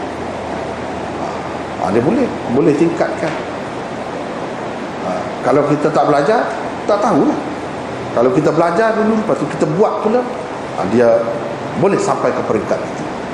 Dan itu akan kita rasa, baru kita nampak bahawa boleh berkembangnya iman itu. Nabi Ibrahim pun dalam proses itulah sebenarnya dia boleh tingkatkan lagi, walaupun dia seorang nabi sudah sempurna iman, dia boleh lagi buat. Boleh buat lagi. Macam kita kata tadilah, yang saya buat contoh tadi, bina badan. Kalau tak bina badan pun sudah sempurna dah. Tangan sudah ada, kaki sudah ada, sama. Tapi kalau kita nak buat lagi, boleh. Macam zaman sekarang ni boleh buat macam-macam. Nak besarkan buah dada kalau perempuan, boleh. Ada prosesnya, ada caranya. Nak buat begini, nak buat begini, boleh. Padahal sudah sempurna. Begitulah juga dengan Nabi Ibrahim, imannya sudah sempurna. Jangan kita kata tak sempurna, tapi dia nak lagi. Apa yang dia nak? Yang tadilah, yang lebih lagi daripada itu. Maknanya ini semua bagi Imam Bukhari menunjukkan iman itu boleh bertambah, boleh berkembang, boleh subur, boleh maju. Kemudian Mu'adz bin Jabal berkata kepada Aswad bin Bilal, duduklah bersama kami sejenak untuk kita beriman. Padahal sudah beriman kawan dia tu. Dia kata untuk kita beriman. Apa makna beriman pula? Yang ini menyegarkan iman. Jadi ada suasana, ada keadaan yang boleh menyebabkan iman kita itu jadi segar. Ada kalanya iman kita tu jadi letih, lemah. Jadi kena tahu apa bendanya. Asar Mu'adz ini sahih. Ia diwasalkan oleh Ibnu Abi Syaibah. Diwasalkan ini maksudnya, ni Imam Bukhari sebutkan, Mu'adz bin Jabal berkata. Mu'adz bin Jabal ni bila zaman dia ni sahabat Rasulullah sallallahu alaihi wasallam. Imam Bukhari ni berapa lama selepas dia? Berapa lama? Tak sempat itu. Macam mana Imam Bukhari tahu? Mu'adz bin Jabal kata, atau ada sanad tu. Di sini dia tak sebut sanad. Kalau mengikut ilmu hadis ni, dia kena sanad lah. Orang ni ambil daripada orang ni, dia ambil daripada orang ni, sampai kepada Mu'adz kata tu. Di sini Imam Bukhari tak ada sebut. Ini orang panggil Imam Bukhari meriwayatkannya secara ta'liq, iaitu dia tak sebut sanad di bawah dia sampai kepada orang yang tak sempat dia bertemu. Dia terus kata, orang tu kata.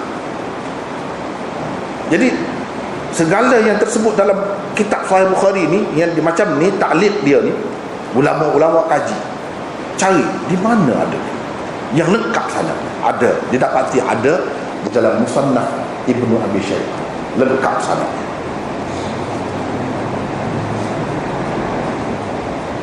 Ada diwasalkan, maknanya sanadnya bersambung daripada pengarang dia tu sampai kepada Mu'adz, dan sanadnya sahih, barulah boleh ditentukan sahih atau tidak. Selagi kita tak bertemu sanad tu, kita tak boleh kata ini sahih atau tidak, walaupun Imam Bukhari sebut. Sebab ini dia tidak sebutkan dalam hadis musnadnya. Ini disebut dalam tajuk bab dan ta'liqat. Ta'liqat Imam Bukhari ini macam tadi lah. Itu Hafiz Ibn Hajar kata tidak sahih, dhaif. Dia sebut gitu saja, dan saya kemukakan apa sebab dhaif. Sebabnya ini. Imam Bukhari kemuka juga ada juga dalam Bukhari kan, ada dalam Bukhari juga. Tapi itu disebut di mana? Itu kita kena sedar. Ramai orang tak faham, dia ingat dia kata ada dalam Bukhari. Jadi setiap yang ada dalam Bukhari itu sahih. Dan sahih itu pula paling tinggi. Tak betul macam tu. Tak betul macam tadi. Ulama-ulama besar kaji kitab Sahih Bukhari, dia kata itu tidak sahih. Tapi yang ini sahih. Ini kata-kata Muaz ini sahih. Nak tahu sahih tidak sahih, kita kena tahu dulu di mana tempat tu yang ada lengkap sanadnya. Setelah berjumpa sanad, kena cek satu-satu setiap orang perawi dia. Betul ke dia menepati perawi yang sahih untuk kita kata sahih? Bukan senang.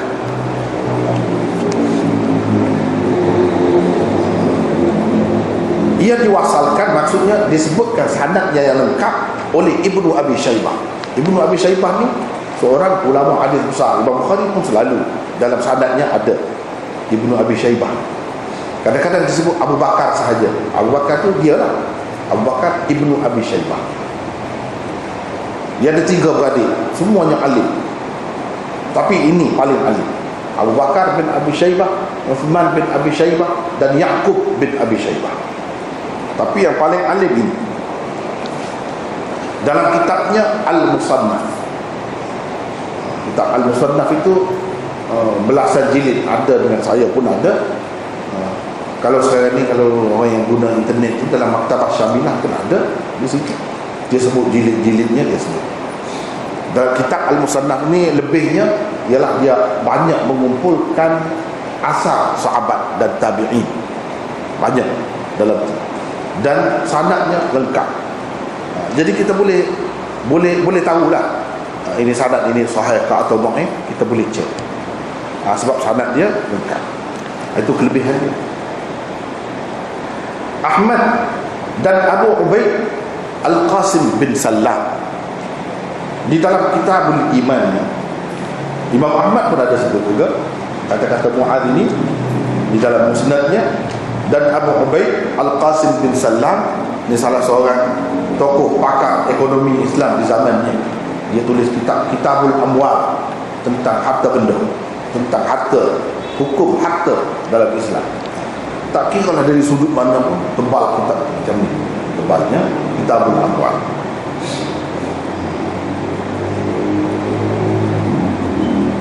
Tapi ini Kitabul Iman dia, dalam Kitabul Iman, bukan dalam kitab itu. Maksud kata-kata Mu'adz, untuk kita beriman, dan duduklah bersama kami sejenak untuk kita beriman. Apa maksud dia kata untuk kita beriman itu?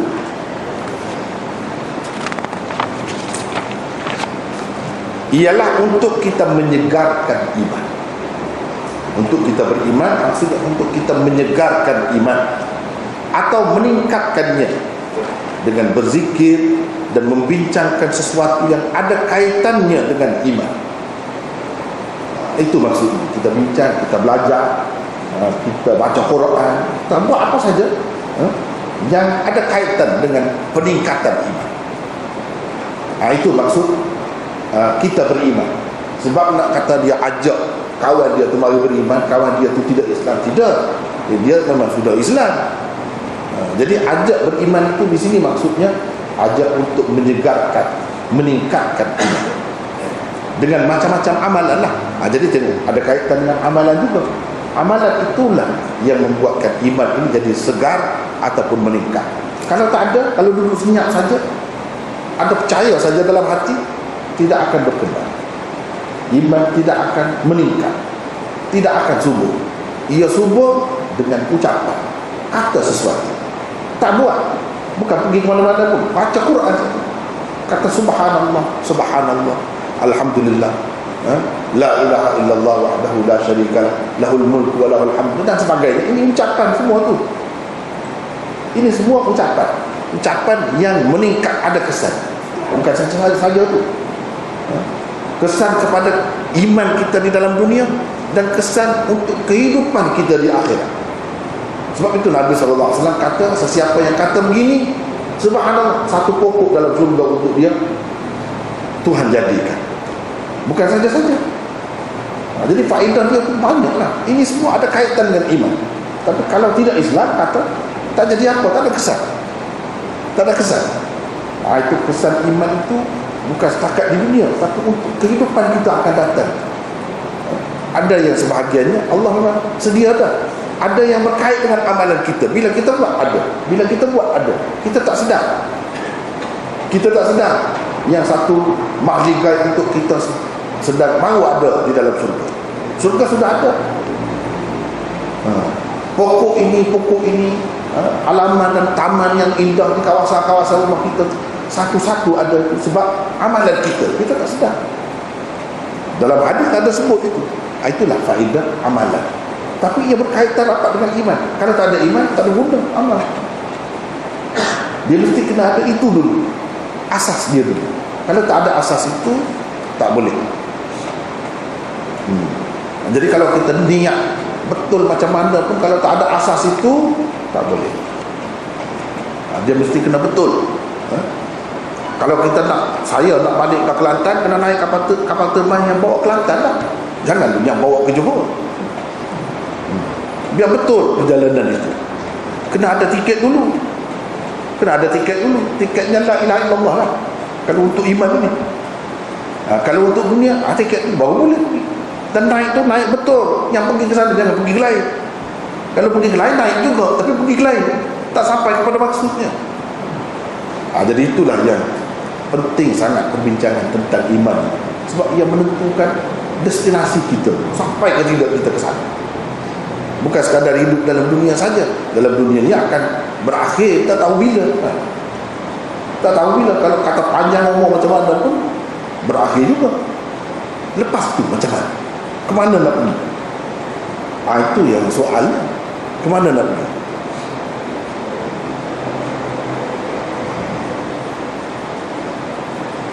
Ia dengan jelas menolak pegangan golongan Murji'ah tentang tidak berkesannya apa-apa amalan kebajikan kepada perkembangan iman. Dia nak tolak itu. Itu juga, situ juga dia pergi. Kemudian Ibnu Mas'ud, kata-kata Ibnu Mas'ud pula. Kata-kata Ibnu Mas'ud, iaitu keyakinan itu adalah iman kesemuanya. Keyakinan itu adalah iman semuanya.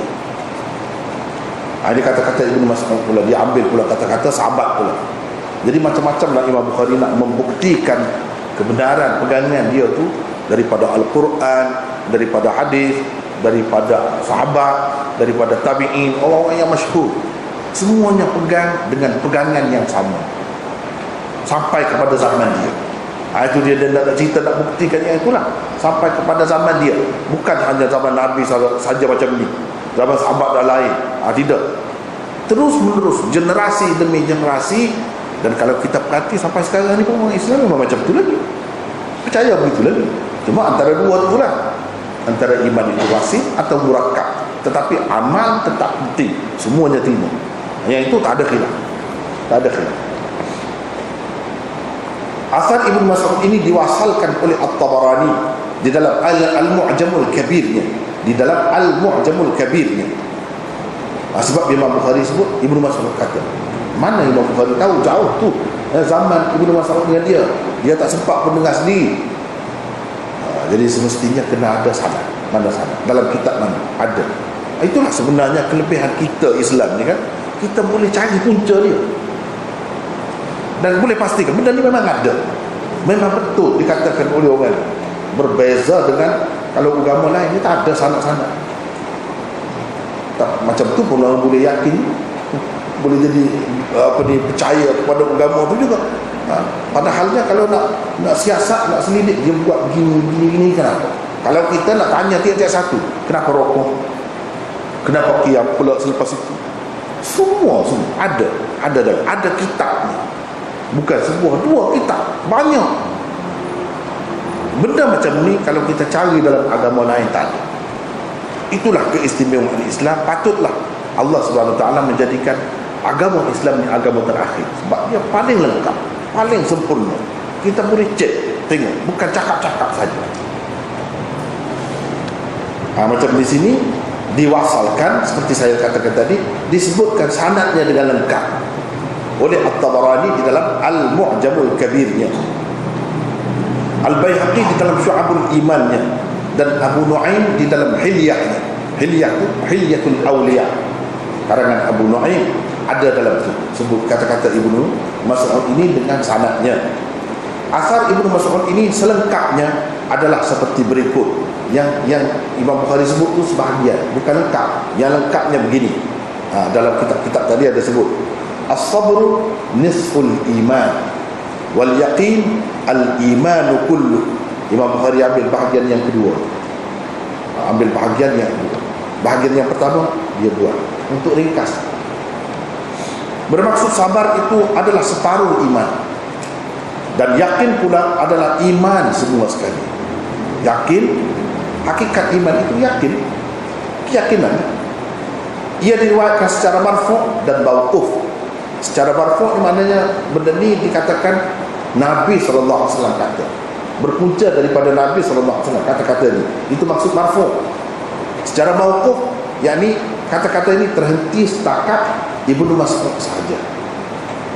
Tapi walaupun terhenti setakat Ibnu Mas'ud, kita tak boleh kata ini mandai-mandai dia kata, tak ada asas, tak boleh. Sebab benda ini dia bukan dapat dijangkau oleh akal fikiran manusia. Inilah yang ulama-ulama hadis kata hadis mauquf fi hukmil marfu'.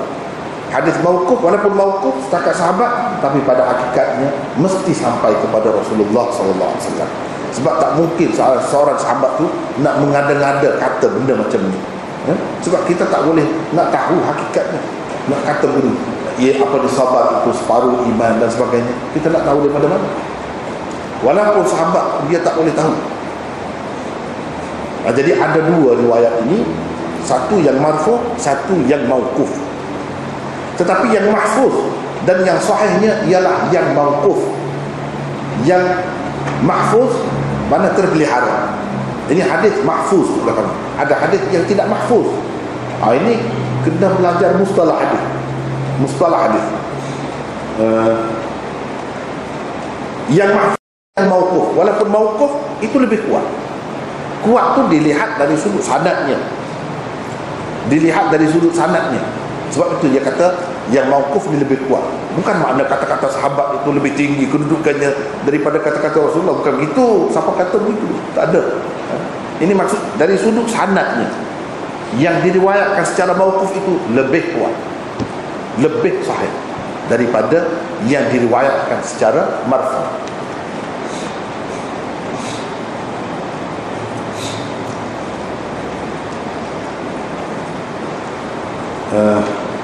Ibnu Mas'ud mentaukidkan, yakni menguatkan perkataan iman dengan katanya kesemuanya.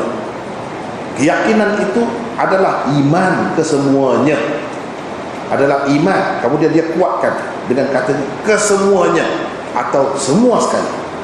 Jadi hakikat iman itu kalau nak kata semua sekali, dia tak lari daripada keyakinan. Iman kepada hari akhirat berkait dengan keyakinan. Iman kepada kebenaran Rasulullah, Rasul-Rasul berkait dengan keyakinan. Iman kepada Allah berkait dengan keyakinan.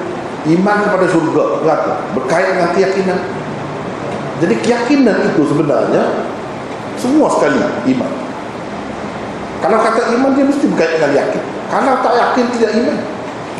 Kalau zon sahaja, itu tidak iman, tak boleh. Iman dia kena yakin. Kalau kita nak semaya masuk waktu zuhur atau asar, kita pakailah alat-alat tertentu, kita tengok jam dan sebagainya, itu zon, bukan yakin. Bukan yakin. Walaupun zon boleh pakai dah kalau masalah amalan-amalan ni. Dalam masalah fiqh boleh pakai dah, tapi akidah tak boleh. Dia mesti kena yakin. Sebab itu dia kata al-yaqin al-imanu kullu. Keyakinan adalah iman semua sekali. Semua sekali. Jadi dia sebut semua sekali. Maknanya ada iman itu yang tidak semua sekali. Dia ada bahagian-bahagian dia lah. Itu Imam Bukhari nak buktikan. Imam Bukhari berdalil dengan kata-kata Ibnu Mas'ud ini untuk menguatkan lagi dakwaan beliau bahawa iman itu merupakan satu kul, satu keseluruhan, macam kita kata bangunan itu, yang tentu sekali mengandungi beberapa komponen. Tentu sekali bila kata kul, sesuatu yang keseluruhan, dia mesti ada bahagian-bahagian dia, juzuk-juzuk dia. Hatta kerusi sekalipun yang kita duduk ni paling ringkas, bukan bangunan tu, dia ada bahagian-bahagiannya. Ada kakinya daripada apa, ada pakunya dan sebagainya, ada cushionnya, ada bahagian-bahagian dia. Jadi mesti ada bahagian. Kalau orang kata kerusi semua sekali, kalau paku tu orang panggil paku saja, besi tu orang panggil besi saja. Tapi bila terbentuk dalam satu bentuk, baru orang panggil kerusi. Gabungan daripada beberapa bahagian tadi. Kerusi itu adalah satu kul, istilahnya, satu kul. Ini satu istilah ilmu mantik sebenarnya. Paku, besi, kaki, tempat bersandar di belakang ni, itu adalah juzuk-juzuknya, bahagian-bahagian yang membentuk satu kerusi. Bila kata ada kul, dia mesti ada beberapa komponen. Mesti ada, paling tidak dua, satu dua paling tidak. Kalau banyak lagi mungkin satu bangunan ada pasir dalam tu, sebelum nak buat tu ada air, ada simennya, ada macam-macam, banyak lah. Itu semua murakkab. Ia juga turut menggambarkan bahawa tahap dan kesan daripada keyakinan setiap orang yang beriman itu berbeza-beza. Boleh juga dikatakan Imam Bukhari berdalil dengan bahagian pertama asal ini, iaitu as-sabru nisful iman. Kalau iman itu ada separuhnya, tentulah ada juga keseluruhannya. Ini separuh, mesti ada yang keseluruhan. Kita belah buah apple separuh, ini separuh. Mana? Ini bukan keseluruhan. Mana sebahagian lagi? Kita akan tanya begitu kan? Itu maksud kalau benda tu murakkab, begitulah, ada bahagian-bahagiannya.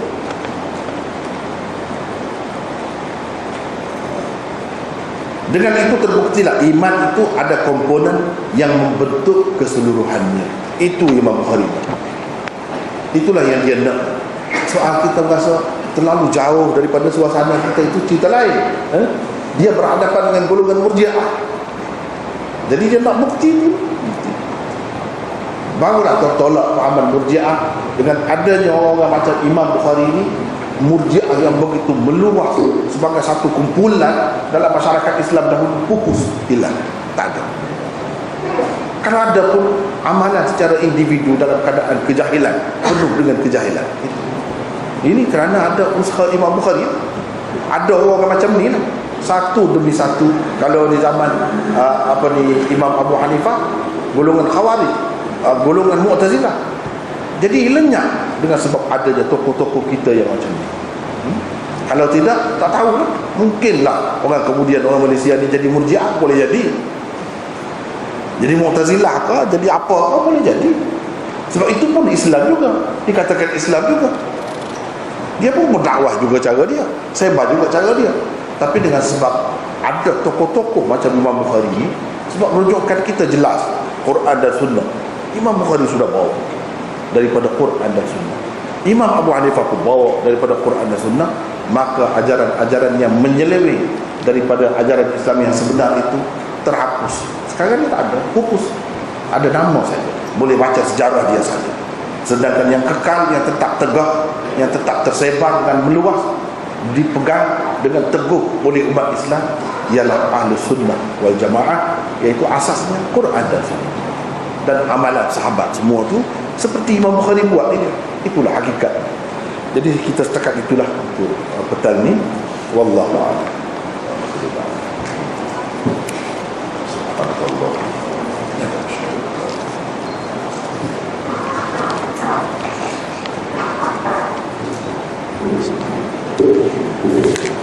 Jazakallah khair kepada Hafiz. InsyaAllah kalau ada sebarang soalan boleh diadukan kepada beliau. Dan saya buat informasi lah belum habis. Lepas ni ada sedikit yang boleh bagi yang berpuasa tu buka puasa kat masing-masing. Dan satu lagi kelas kita seterusnya adalah pada 16 dan bulan 11. InsyaAllah kelas terakhir untuk tahun ni. Dan sebab itu kita cuti kelas 1 dan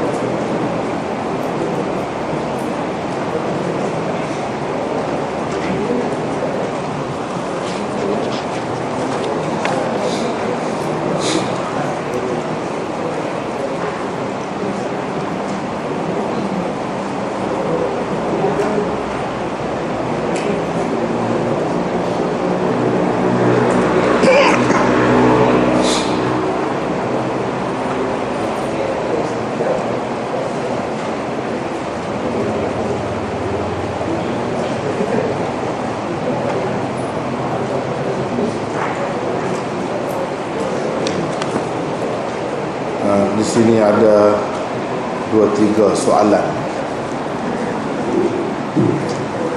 2-3 soalan.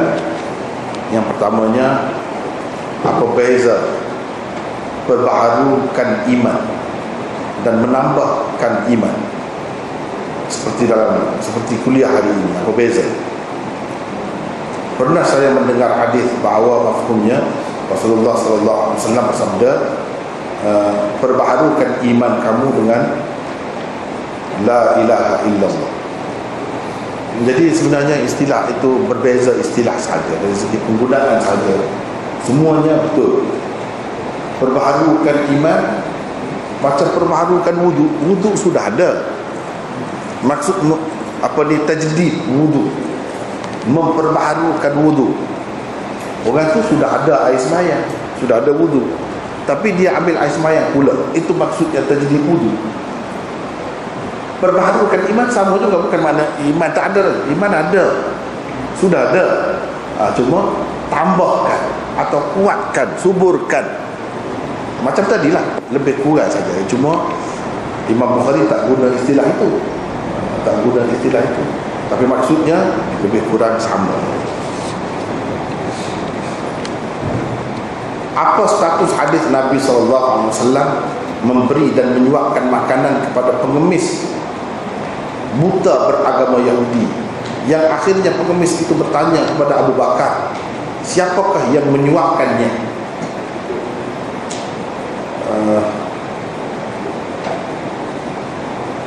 Menyuapkannya, sedang Nabi SAW ketika itu telah wafat. Betul ke begini ni? Atau ada yang terjatuh tulis ni? Ya, dari segi zahirnya, kalau sudah tahu Rasulullah SAW sudah wafat, macam mana berlaku cerita ni? Atau apa maksudnya? Saya tak berapa jelas. Nabi SAW memberi dan menyuapkan makanan kepada pengemis buta beragama Yahudi, yang akhirnya pengemis itu bertanya kepada Abu Bakar, siapakah yang menyuapkannya? Sedang Nabi SAW ketika itu telah wafat. Mana Nabi sudah wafat, nak suap macam mana kalau sudah wafat? Atau boleh jadi maksud dianya, mana akan datang kalau Nabi mati, siapa nak suapkan? Gitu. Dia itu orang Inggris tu, dia Rasulullah setiap hari menyuapkan makanan. Satu hari tak ada orang yang menyuapkan itu. Maka yang menyuapkan makanan, tapi dia rasa lain.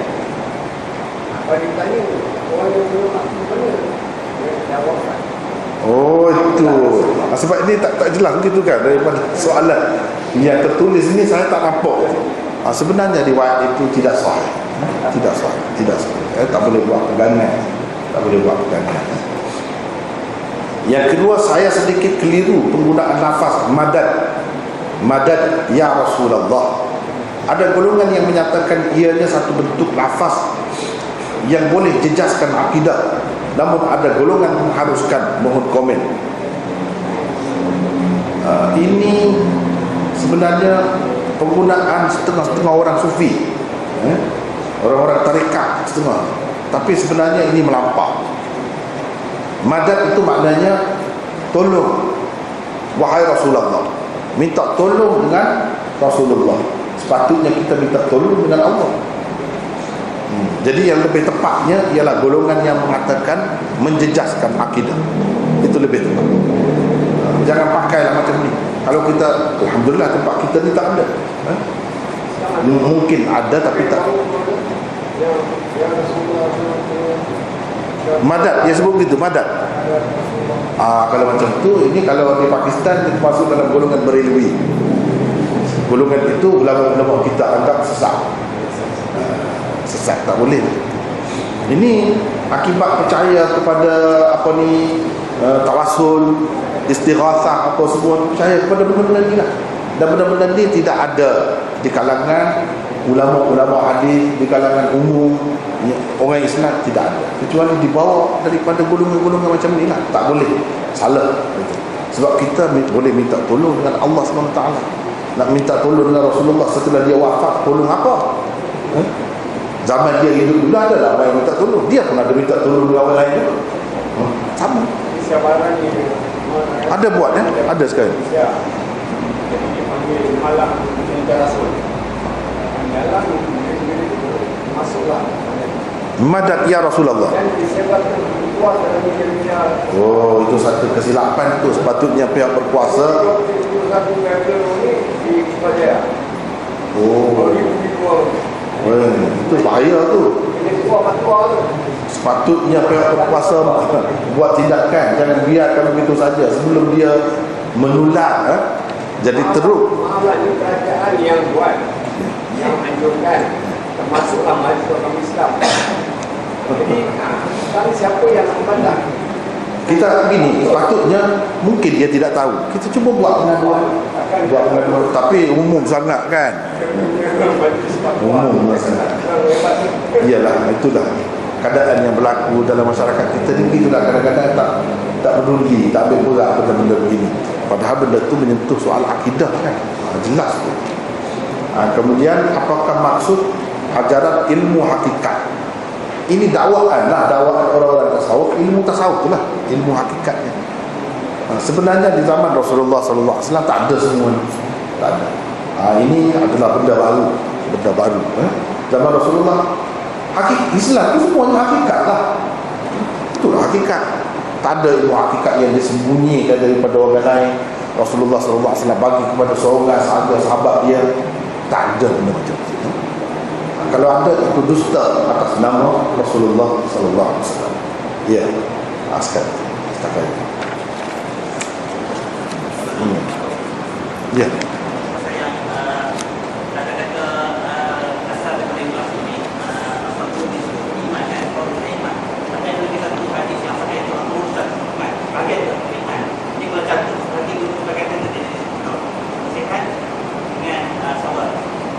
At-tuhur syatrul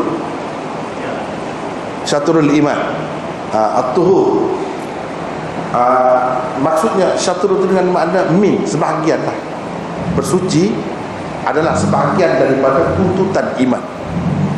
Jadi kita bersuci nak sembahyang begini-begini, tuntutan apa? Apa yang menuntut kita buat begitu? Iman lah. Sebab kita percaya kepada Al-Quran, percaya kepada Allah. Idza qumtum ila shalah faghsilu wujuhakum wa aydiyakum ila al-marafiq dan sebagainya. Kita percaya kepada itu kan. Itulah yang menuntut kita buat begitu. Bukan saja-saja kita buat, didorong oleh iman. Tuntutan iman. Tuntutan iman kita kepada Al-Quran.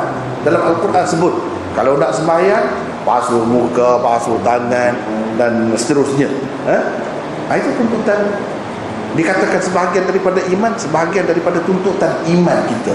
Kalau kita percaya kepada Quran, percaya kepada Islam, nak sembahyang atau melakukan sesuatu yang perlukan wudu, kena berwudu lah. Itu maksud syatrul iman. Atau boleh jadi dengan makna yang lain-lain lagi, at-tuhur, tapi dia lebih ke situlah asasnya, yang lebih dekatnya ke situ. Adapun yang lain-lain lagi, kalau kita nak kata asas iman itu sebahagiannya ialah suci, tapi agak jauh sedikit lah. Sebab pada hakikatnya agama Islam itu mengajarkan suci, kesucian. Dia tak suka kepada kotor. Jadi ajaran suci dalam apa perkara pun, suci dalam apa perkara pun, itu adalah ajaran iman, tuntutan iman. Boleh kita pergi situ pun boleh, tapi agak jauh sedikit. Yang lebih dekatnya tadi. Lagi? Dah kalau toko hijab. Toko hijab adakah sama dia dengan toko cara adakah sama dengan sama. Cuma toko rijal ni dia lebih kurang kan. Dia mesti kalau nak toko rijal ni mesti tahu jar dan ta'dil itu kaedah tu, dia pakai kaedah itu lah. Jar dan ta'dil ini kaedah yang dipakai oleh toko rijal.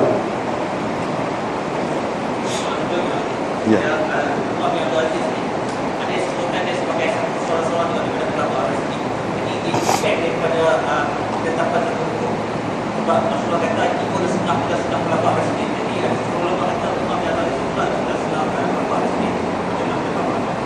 No. Jadi ya. Tak dengar. Ganggu. Alaikum bisunnati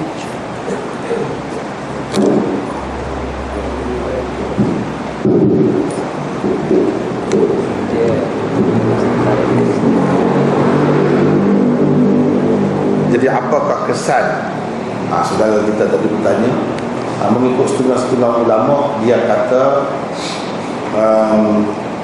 Umar bin Abdul Aziz ni salah seorang khulafaur rasyidin, salah seorang khulafaur rasyidin. Dia kata begitu. Jadi apakah kesannya kalau kita kata khulafaur rasyidin? Adakah ia termasuk juga sunnah dia ataupun perbuatan dia tu termasuk dalam sabda Nabi, alaikum bisunnati wa sunnatil khulafair rasyidin? Adakah termasuk itu? Jadi kalau kita perhatikan hadis yang lain yang Nabi SAW suruh ataupun perintahkan ikut sangat, dia ada sebut iqtadu bil ladzaini min ba'di Abu Bakr wa Umar. Jadi orang-orang yang disebutkan itulah yang lebih hampirnya dengan maksud khulafaur rasyidin yang disebutkan oleh Rasulullah. Kamu kena ikut Abu Bakar dan Umar selepas aku. Dan banyak contoh-contoh yang lain dia sebut ni. 2, 3, 4 orang sahabat dia ni dia sebut. Jadi itulah yang lebih dekatnya kepada sabda Nabi sallallahu alaihi wasallam khulafaur rasyidin. Walaupun dari segi pengamalan yang mengikut Rasulullah sallallahu alaihi wasallam dalam pemerintahan dan keadilannya, ia tidak khusus dengan 2, 3, 4 orang itu saja. Dia boleh lagi pergi kepada yang lain, termasuklah Umar bin Abdul Aziz ataupun lain-lain. Bahkan kalau mengikut ramai ulama mengatakan Imam Mahdi di zaman dia pun disebutkan sebagai Khalifah Rashid juga. Khalifah Rashid juga. Yang sebenarnya Khalifah Rashid itu dalam istilahnya dalam Quran disebut orang-orang yang dilantik oleh sahabat. Ulaika humur rasyidun disebutkan di situ. Jadi orang-orang yang dilantik oleh sahabat ini, ia tidak khusus dengan 4 saja. Dilantik oleh sahabat, ia Muawiyah pun termasuk juga. Dan Muawiyah dan lain-lain lagi. Kalau kita mengambil kira satu hadis yang lain, kiamat tidak akan berlaku ataupun agama ini akan terus teguh sehingga kepada 12 orang khalifah. Jadi kalau mengambil tiga yang itu, dan sahabat tu tanya, apa Rasulullah kata, dia berbisik dengan sahabat itu, dia cerita, dia tak kuat suara dia. Sahabat tu tanya, apa Rasulullah kata? Dia kata semuanya 12 ini daripada Quraisy. Kalau begitu bukan Umar bin Abdul Aziz sahaja, setakat itu saja. Jadi kalau mengambil kira ilah naik asyar khalifah, ilah mana daripada Abu Bakar 12 itu betul-betul. Kalau begitu bukan Umar bin Abdul Aziz saja. Dan itu menjadi kebanggaan, satu kelebihan yang Rasulullah ungkapkan itu. Dia nak menyatakan dia suka lah, agama dia akan kuat sampai ke situ, sampai kepada 12 orang khulafah. Kalau kita mengambil kira 12 orang tu, berapa orang dah daripada khulafah Bani Umayyah termasuk juga di situ. Jadi maksud khulafaur rasyidin itu luas, lebih luas. Tetapi yang Rasulullah SAW sebut menjadi ikutan dan rujukan kita tu ialah yang biasa dia sebut, yang dalam kebanyakannya dia sebut, dia pesan supaya ikut orang ni. Kemudian dia ada sebutkan contoh-contoh dan kelebihannya, dia ada sebut. Itulah yang dimaksudkan. Dan kata-kata ulama yang mengatakan Umar bin Abdul Aziz adalah Khalifah Rashid yang kelima membatalkan pendapat sesetengah kalangan yang mengatakan Khulafaur Rasyidin itu setakat 30 tahun sahaja. Yang ini setakat siapa? Ali bin Abi Talib saja. Sebab Hasan sebahagian daripada zaman pemerintahannya masuk dalam 30 tahun, separuh lagi di luar itu. Maknanya hadis itu ulama tak pakai. Kalau dia pakai mesti dia tak terima Umar bin Abdul Aziz itu sebagai Khalifah Rashid. Sebab itu kemudian lagi jauh lagi kemudian lagi daripada 30 tahun itu. Jadi hadis al-khilafatu ba'di 30 sanatan, 30 tahun itu tidak sahih. Daripada tindakan ulama yang mengatakan Umar bin Abdul Aziz itu Khalifah Rashid, sedangkan dia selepas itu. Kalau dikatakan pemerintahan raja yang zalim, maknanya termasuk Umar bin Abdul Aziz jugalah, sebab dia selepas daripada 30 tahun. Ini menunjukkan pegangan orang ramai yang selama ni tak kukuh. Bagaimana pula ulama mengatakan Imam Mahdi yang tak bila, tak tahu bila zamannya itu pun sebagai Khalifah Rashid, kalau kita pakai hadis itu. Jadi hadis itu tak boleh pakai sebab dhaifnya.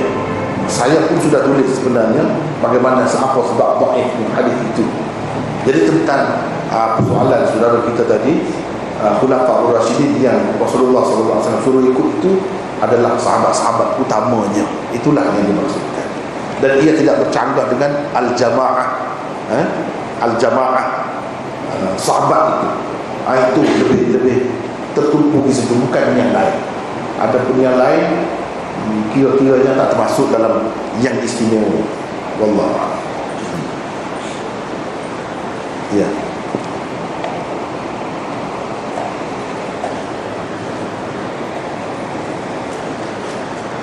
Ada lagi? Ya.